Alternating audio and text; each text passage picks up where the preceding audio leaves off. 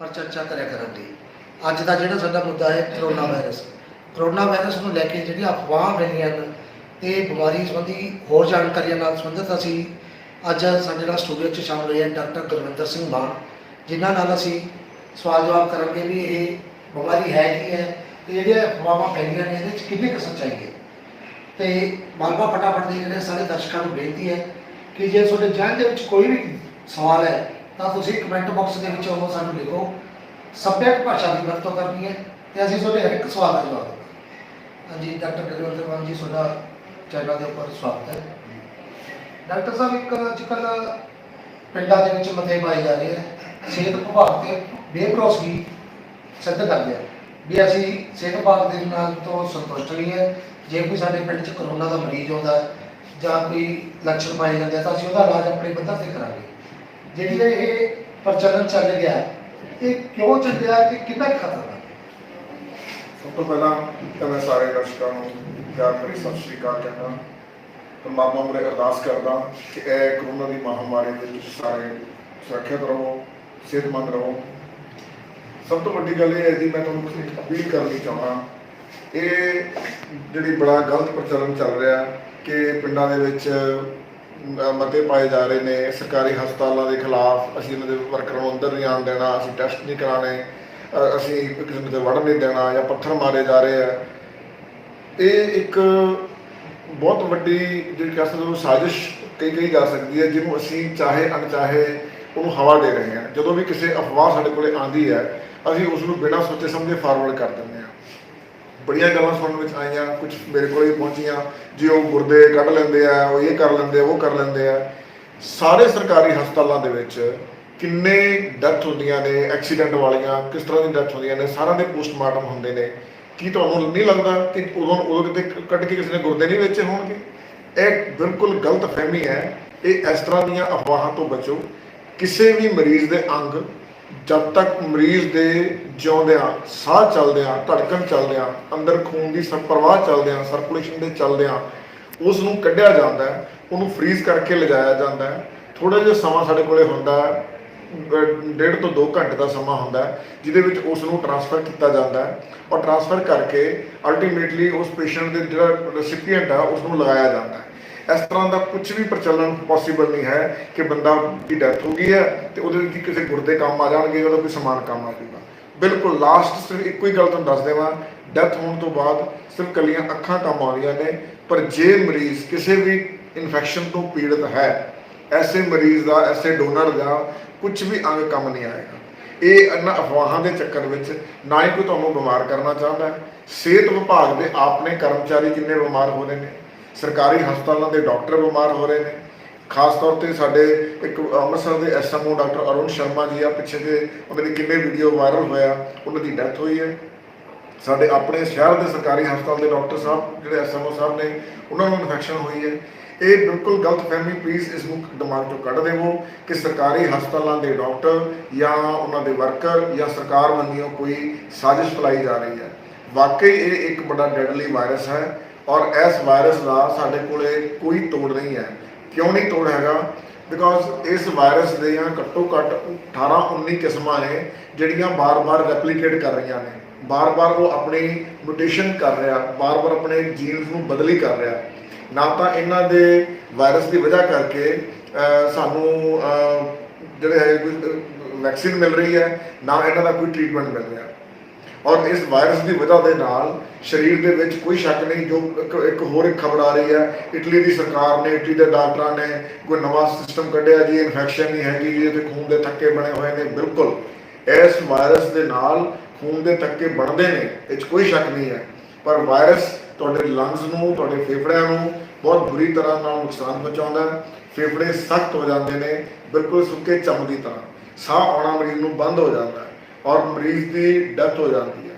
इन्नियां डेथ्स हो रही ने और सेहत विभाग के जो डॉक्टर है उन्होंने डेथ हो रही ने, प्राइवेट डॉक्टर दी डेथ्स हो रही ने। सो सब तो पहला तो मैं तुम सारा अपील करदा कि इहो जिहियां अफवाहां तो बचो। इन्हां अफवाहां दे विच कुछ भी सच्चाई नहीं है। सरकार साडी सुरक्षा वास्ते है। ये नाम मिलवर्तन वाला असहयोग अंदोलन जो पिंडां में चलाया जा रहा है, ਇਹਦੇ ਨਾਲ ਸਾਡਾ ਕੁਝ ਫਾਇਦਾ ਨਹੀਂ ਹੋਣ ਵਾਲਾ। ਸਰਕਾਰ ਨੇ ਸਾਡੀ ਸੁਰੱਖਿਆ ਵਾਸਤੇ ਬਹੁਤ ਕੁਝ ਕੀਤਾ ਹੈ। ਜਿੱਥੇ ਕਿਤੇ ਵੀ ਕੋਈ ਇਹੋ ਜਿਹੀ ਘਟਨਾ ਵਾਪਰਦੀ ਹੈ ਉੱਥੇ ਐਸਡੀਐਮ ਸਾਹਿਬ ਵੱਲੋਂ ਤਹਿਸੀਲਦਾਰ ਭੇਜ ਕੇ ਕਿਸੇ ਹੋਰ ਅਫਸਰ ਦੀ ਡਿਊਟੀ ਲਗਾ ਕੇ ਮੈਡੀਕਲ ਪੈਰਾਫਰਨੇਲੀਆ ਨੂੰ ਨਾਲ ਭੇਜ ਕੇ ਉੱਥੇ ਕਿੱਟਾਂ ਵੰਡੀਆਂ ਜਾਂਦੀਆਂ, ਵੈਕਸੀਨੇਸ਼ਨ ਕੀਤੀ ਜਾਂਦੀ ਹੈ, ਟੈਸਟ ਕੀਤੇ ਜਾਂਦੇ ਆ। ਤਾਂ ਸਾਡੀ ਸਰਕਾਰ ਸਾਨੂੰ ਬਚਾਉਣ ਵਾਸਤੇ ਬੈਠੀ ਹੈ। ਔਰ ਇਸ ਗਲਤਫਹਿਮੀ ਦੇ ਵਿੱਚ ਅਸੀਂ ਜੇ ਸਰਕਾਰ ਨਾਲ ਅਸਹਿਯੋਗ ਅੰਦੋਲਨ ਚਲਾਵਾਂਗੇ, ਸਰਕਾਰ ਨਾਲ ਅਸੀਂ ਨਾਲ ਵਰਤਨ ਦਾ ਅੰਦੋਲਨ ਚਲਾਵਾਂਗੇ ਤਾਂ ਇਹ ਸਾਰੀਆਂ ਗੱਲਾਂ ਸਾਨੂੰ ਅੱਗੇ ਜਾ ਕੇ ਬੜੀਆਂ ਮਹਿੰਗੀਆਂ ਪੈਣਗੀਆਂ। ਡਾਕਟਰ ਸਾਹਿਬ ਤੁਸੀਂ ਬੜਾ ਵਿਸਤਾਰ ਨਾਲ ਦੱਸਿਆ ਵੀ ਇਹ ਅਫਵਾਹਾਂ ਨੇ, ਪਰ ਇਹਦੇ ਵਿੱਚ ਕੁਛ ਨਾ ਕੁਛ ਤਾਂ ਸੱਚਾਈ ਹੋਊਗੀ। ਬਿਨਾਂ ਕਹਿੰਦੇ ਕੋਈ ਸ਼ੱਕ 'ਚ ਬਣਿਆ ਪਿਆ ਅਮਲੀ ਨਹੀਂ ਕਰਦੇ। ਜਿਹੜੇ ਹੁਣ ਕਹਿੰਦੇ ਵੀ ਮਰੀਜ਼ ਨੂੰ ਸਵੇਰੇ ਲੈ ਗਏ, ਚੰਗਾ ਭਲਾ ਸ਼ਾਮ ਨੂੰ ਉਹਦੀ ਮੌਤ ਹੋ ਜਾਂਦੀ ਹੈ, ਜਾਂ ਅੰਗ ਲਈ ਉਹਦੇ ਵੀ ਅੰਗ ਕੱਢੇ ਜਾ ਰਹੇ ਨੇ, ਕੁਛ ਨਾ ਕੁਛ ਤਾਂ ਉਹਦੇ ਵਿੱਚ ਸੱਚਾਈ ਹੋਊਗੀ ਨਾ। ਜੇ ਸਰਕਾਰੀ ਹਸਪਤਾਲ ਨਹੀਂ ਜਾਂ ਕੋਈ ਹੋਰ ਹਸਪਤਾਲ, ਕੁਛ ਹਸਪਤਾਲ ਜਿਵੇਂ ਵੀਡੀਓ ਦਿਖਾਈ ਜਾਂਦੇ ਵੀ ਹਸਪਤਾਲ ਦੇ ਵਿੱਚ ਉਹਨਾਂ ਨੇ ਲਾਈਵ ਪਕੜੇ ਹੈ, ਕੋਈ ਸਾਹ ਘੁੱਟ ਕੇ ਮਾਰ ਰਿਹਾ ਸੀ ਜਾਂ ਕੋਈ ਕਿਵੇਂ ਮਾਰ ਰਿਹਾ ਸੀ, ਉਹ ਵੀ ਤਾਂ ਹਸਪਤਾਲਾਂ ਦੀਆਂ ਵੀਡੀਓ ਨੇ ਨਾ, ਉਹ ਉਹਨਾਂ ਦੇ ਵਿੱਚ ਕੀ ਹੈ ਜੀ ਸਰ। ਸਭ ਤੋਂ ਪਹਿਲਾਂ ਸਮਝੋ ਇਹ ਵਾਇਰਸ ਇਕੱਲੇ ਤੁਹਾਡੇ ਲੰਗਸ ਤੇ ਅਸਰ ਨਹੀਂ ਕਰਦਾ, ਤੁਹਾਡੇ ਹਾਰਟ ਤੇ ਵੀ ਅਸਰ ਕਰਦਾ ਹੈ। ਵਾਇਰਸ ਦੇ ਨਾਲ ਮਾਇਓਕਾਰਡਾਈਟਸ ਹੋ ਜਾਂਦਾ ਹੈ, ਵਾਇਰਲ ਕਾਰਡਾਈਟਸ ਹੋ ਜਾਂਦਾ ਹੈ, ਮਸਲ ਹਾਰਟ ਦੇ ਮਸਲਸ ਦੀ ਇਨਫਲੇਮੇਸ਼ਨ ਹੋ ਜਾਂਦੀ ਹੈ, ਸੋਜਸ਼ ਹੋ ਜਾਂਦੀ ਹੈ, ਜਿਹਦੀ ਵਜ੍ਹਾ ਦੇ ਨਾਲ ਜਿਹੜੇ ਹੈਗੇ ਆ ਮਰੀਜ਼ ਨੂੰ ਸਾਹ ਆਉਣ ਦੀ ਤਕਲੀਫ ਹੈ, ਹੋਰ ਚੀਜ਼ਾਂ ਦੀ ਪ੍ਰੋਬਲਮ ਆਉਣੀ ਸ਼ੁਰੂ ਹੋ ਜਾਂਦੀ ਹੈ, ਮਰੀਜ਼ ਦਾ ਦਮ ਘੁੱਟਣਾ ਸ਼ੁਰੂ ਹੋ ਜਾਂਦਾ ਹੈ। ਬਹੁਤ ਵਾਰੀ ਦੇਖਣ 'ਚ ਆਇਆ, ਉਹ ਕਹਿੰਦੇ ਜੀ ਫਲਾਣੇ ਥਾਂ ਪਹਿਲਾਂ ਮਰੀਜ਼ ਦਾ ਟੈਸਟ ਨੈਗੇਟਿਵ ਆਇਆ, ਹਸਪੀਟਲ ਵਾਲੇ ਉਹਨੂੰ ਚੁੱਕ ਕੇ ਲੈ ਗਏ, ਫਿਰ ਜਦੋਂ ਉਹਨਾਂ ਨੇ ਪੋਜ਼ਿਟਿਵ ਕੱਢਤਾ ਅਸੀਂ ਟੈਸਟ ਕਰਾਇਆ ਨੈਗੇਟਿਵ ਆ ਗਿਆ ਸੀ। ਇਹਦੇ ਵਿੱਚ ਬਹੁਤ ਸਾਰੇ ਟੈਸਟ ਚੱਲ ਰਹੇ ਨੇ ਜਿਹਦੇ ਵਿੱਚ ਐਂਟੀਜਨ ਤੇ ਐਂਟੀਬੋਡੀ ਟੈਸਟ ਹੁੰਦੇ ਨੇ। ਐਂਟੀਜਨ ਹੈ ਜਿਹੜਾ ਸਾਨੂੰ ਵਾਇਰਸ ਬਾਹਰੋਂ ਆ ਰਿਹਾ ਹੈ, ਜਿਹੜੇ ਵਾਇਰਸ ਦੇ ਖਿਲਾਫ ਸਾਡੀ ਬੋਡੀ ਵਿੱਚ ਸੈੱਲ ਬਣ ਰਹੇ ਨੇ ਉਹਨਾਂ ਨੂੰ ਅਸੀਂ ਐਂਟੀਬੋਡੀਜ਼ ਕਹਿੰਦੇ ਹਾਂ। ਬਹੁਤ ਵਾਰੀ ਹੁੰਦਾ ਕਿ ਜਦੋਂ ਅਸੀਂ ਕੋਈ ਟੈਸਟ ਕਰਦੇ ਹਾਂ ਉਹ ਪਹਿਲੀ ਵਾਰੀ ਨੈਗੇਟਿਵ ਆ ਗਿਆ, ਅਸੀਂ ਮੰਨ ਲਓ ਐਂਟੀਬੋਡੀ ਟੈਸਟ ਕੀਤਾ, ਹਾਲੇ ਐਂਟੀਜਨ ਸਾਡੇ ਸਰੀਰ ਵਿੱਚ ਪਹੁੰਚ ਗਿਆ, ਐਂਟੀਬੋਡੀਜ਼ ਨਹੀਂ ਬਣੀਆਂ, ਸੈੱਲ ਸਾਡੇ ਸਰੀਰ ਦੇ ਅੰਦਰ ਹਾਲੇ ਸਾਡੇ ਜਿਹੜੇ ਲੜਨ ਵਾਲੇ ਸੈੱਲ ਨੇ ਹਾਲੇ ਨਹੀਂ ਬਣੇ, ਉਹ ਟੈਸਟ ਜਿਹੜਾ ਹੈਗਾ ਸਾਡਾ ਨੈਗੇਟਿਵ ਆ ਗਿਆ। ਦੂਜਾ ਟੈਸਟ ਅਸੀਂ ਕਰਵਾਇਆ ਉਹ ਪੋਜ਼ਿਟਿਵ ਆ ਗਿਆ। ਇਹ ਪੋਜ਼ਿਟਿਵ ਨੈਗੇਟਿਵ ਦੇ ਚੱਕਰ ਦੇ ਵਿੱਚ ਨਾ ਉਲਝਿਆ ਜਾਵੇ, ਇਸ ਚੀਜ਼ ਨੂੰ ਸਿਰਫ ਸਾਡੇ ਡਾਕਟਰ ਤੱਕ ਛੱਡਿਆ ਜਾਵੇ। ਜੇ ਅਸੀਂ ਇਸ ਗੱਲ ਨੂੰ ਲੈ ਕੇ ਵੀ ਫਲਾਣੇ ਦਾ ਟੈਸਟ ਪਹਿਲਾਂ ਨੈਗੇਟਿਵ ਆਇਆ ਸੀਗਾ ਜੀ, ਉਹਨਾਂ ਨੇ ਪੋਜ਼ਿਟਿਵ ਕੱਢਤਾ ਜੀ, ਅਸੀਂ ਕਰਵਾਇਆ ਜੀ ਨੈਗੇਟਿਵ ਆ ਗਿਆ, ਇਸ ਚੱਕਰ ਦੇ ਵਿੱਚ ਲੋਕੀ ਆਪਣੇ ਵੱਲੋਂ ਅਫਵਾਹਾਂ ਬਣਾ ਰਹੇ ਨੇ। ਦਮ ਘੁੱਟ ਕੇ ਕੋਈ ਕਿਸੇ ਨੂੰ ਨਹੀਂ ਮਾਰ ਰਿਹਾ। ਜੇ ਦਮ ਘੁੱਟ ਕੇ ਮਾਰਨਾ ਹੁੰਦਾ ਤਾਂ ਸਰਕਾਰ ਦੇ ਜਿਹੜੇ ਡਾਕਟਰ ਨੇ, ਵਰਕਰ ਨੇ, ਉਹ ਵਿਚਾਰੇ ਪੀਪੀ ਕਿੱਟਾਂ ਪਾ ਕੇ ਇੰਨੀ ਗਰਮੀ ਦੇ ਵਿੱਚ ਪਲਾਸਟਿਕ ਦੀਆਂ ਕਿੱਟਾਂ ਬਣੀਆਂ ਹੋਈਆਂ ਨੇ, ਉਹ ਪਾ ਕੇ ਮਾਸਕ ਲੈ ਕੇ ਉਹ ਸਾਰੇ ਮਰੀਜ਼ਾਂ ਦੀ ਸੇਵਾ ਕਰ ਰਹੇ ਨੇ, ਸਭ ਮਰੀਜ਼ਾਂ ਦਾ ਧਿਆਨ ਰੱਖ ਰਹੇ ਨੇ। ਹਾਂ, ਪੇਸ਼ੈਂਟਸ ਦੀ ਡੈਥ ਰੇਟ ਬਹੁਤ ਜ਼ਿਆਦਾ ਹੈ। ਮੇਰੇ ਆਪਣੇ ਕਜ਼ਨ, ਉਹਨਾਂ ਦੇ ਮੇਰੇ ਮਾਸੀ ਜੀ ਦੇ ਬੇਟੇ ਨੇ, ਉਹਨਾਂ ਦੀ ਸੀਐਮਸੀ ਵਿੱਚ ਕੱਲ ਸ਼ਾਮ ਨੂੰ ਡੈਥ ਹੋਈ ਹੈ, ਔਰ ਘੱਟੋ ਘੱਟ 24 ਦਿਨ 25 ਦਿਨ ਜੂਝਣ ਤੋਂ ਬਾਅਦ। ਹੁਣ ਮੈਨੂੰ ਇਸ ਗੱਲ ਦੇ ਬਾਰੇ ਸਾਰੀ ਕੁਝ ਸਮਝ ਹੈ ਕਿ ਇਹ ਜੋ ਕੁਝ ਵੀ ਹੈ, ਮੈਂ ਅੱਜ ਵੀ ਉਹਨਾਂ ਹਸਪਤਾਲ ਦੇ ਡਾਕਟਰਾਂ ਦਾ ਬਹੁਤ ਰਿਣੀ ਆ ਕਿ ਉਹਨਾਂ ਨੇ ਉਹਨਾਂ ਦੀ ਬਹੁਤ ਸੇਵਾ ਕੀਤੀ, ਪਰ ਨਹੀਂ ਇਹ ਸਾਰੇ ਦੇ ਰਿਜ਼ਲਟ ਆ ਪਾਏ। ਇਹਦਾ ਮਤਲਬ ਇਹ ਨਹੀਂ ਹੈ ਕਿ ਉਹ ਡਾਕਟਰ ਬੁਰੇ ਹੋ ਗਏ ਜਾਂ ਉਹ ਹਸਪੀਟਲ ਬੁਰਾ ਹੋ ਗਿਆ। ਕੋਈ ਕਿਸੇ ਦਾ ਦਮ ਘੁੱਟ ਕੇ ਨਹੀਂ ਮਾਰ ਰਿਹਾ, ਕੋਈ ਅੰਗ ਨਹੀਂ ਕੱਢੇ ਜਾ ਰਹੇ। ਅੰਗ ਤਾਂ ਛੱਡੋ, ਜੇ ਕਿਸੇ ਪੇਸ਼ੈਂਟ ਦੇ ਨੂੰ ਇਨਫੈਕਸ਼ਨ ਹੋ ਗਈ ਹੈ ਤਾਂ ਅਸੀਂ ਪੀਪੀ ਕਿੱਟ ਪਹਿਨੇ ਬਿਨਾ, ਗਲਵਸ ਪਹਿਨੇ ਬਿਨਾ, ਮਾਸਕ ਪਹਿਨੇ ਬਿਨਾ ਅਸੀਂ ਉਸ ਮਰੀਜ਼ ਨੂੰ ਹੱਥ ਵੀ ਨਹੀਂ ਲਗਾ ਸਕਦੇ, ਬਿਕੋਜ਼ ਮੈਨੂੰ ਇਨਫੈਕਸ਼ਨ ਹੋ ਜਾਏਗੀ। ਡਾਕਟਰ ਨੂੰ ਇਨਫੈਕਸ਼ਨ ਕਿੱਥੋਂ ਹੋ ਰਹੀ ਹੈ? ਸਰਕਾਰ ਦੇ ਸਰਕਾਰੀ ਹਸਪਤਾਲ ਦੇ ਡਾਕਟਰਾਂ ਨੂੰ, ਸਰਕਾਰੀ ਹਸਪਤਾਲ ਦੇ ਪੈਰਾਫਰਨੇਲੀਆ ਦਾ ਬਾਕੀ ਸਟਾਫ ਹੈਗਾ, ਪੈਰਾਮੈਡੀਕਲ ਸਟਾਫ ਹੈ, ਜਿਹੜਾ ਪ੍ਰਾਈਵੇਟ ਡਾਕਟਰ ਨੂੰ ਇਨਫੈਕਸ਼ਨ ਹੋ ਰਹੀ ਹੈ, ਉਹ ਕਿੱਥੋਂ ਹੋ ਰਹੀ ਹੈ? ਜਦੋਂ ਵੀ ਕਿਤੇ ਸਾਵਧਾਨੀ ਹਟੀ, ਦੁਰਘਟਨਾ ਘਟੀ। ਕਿਤੇ ਵੀ ਤੁਸੀਂ ਮਾਸਕ ਨਹੀਂ ਪਾਇਆ, ਕਿਤੇ ਵੀ ਤੁਸੀਂ ਗਲਵਜ਼ ਨਹੀਂ ਪਾਏ, ਤੁਸੀਂ ਇਸ ਤਰ੍ਹਾਂ ਮਰੀਜ਼ ਦੇ ਨਾਲ ਤੁਸੀਂ ਕੰਟੈਕਟ ਵਿੱਚ ਆਏ ਹੋ, ਤਾਂ ਇਨਫੈਕਸ਼ਨ ਹੁੰਦੀ ਹੈ।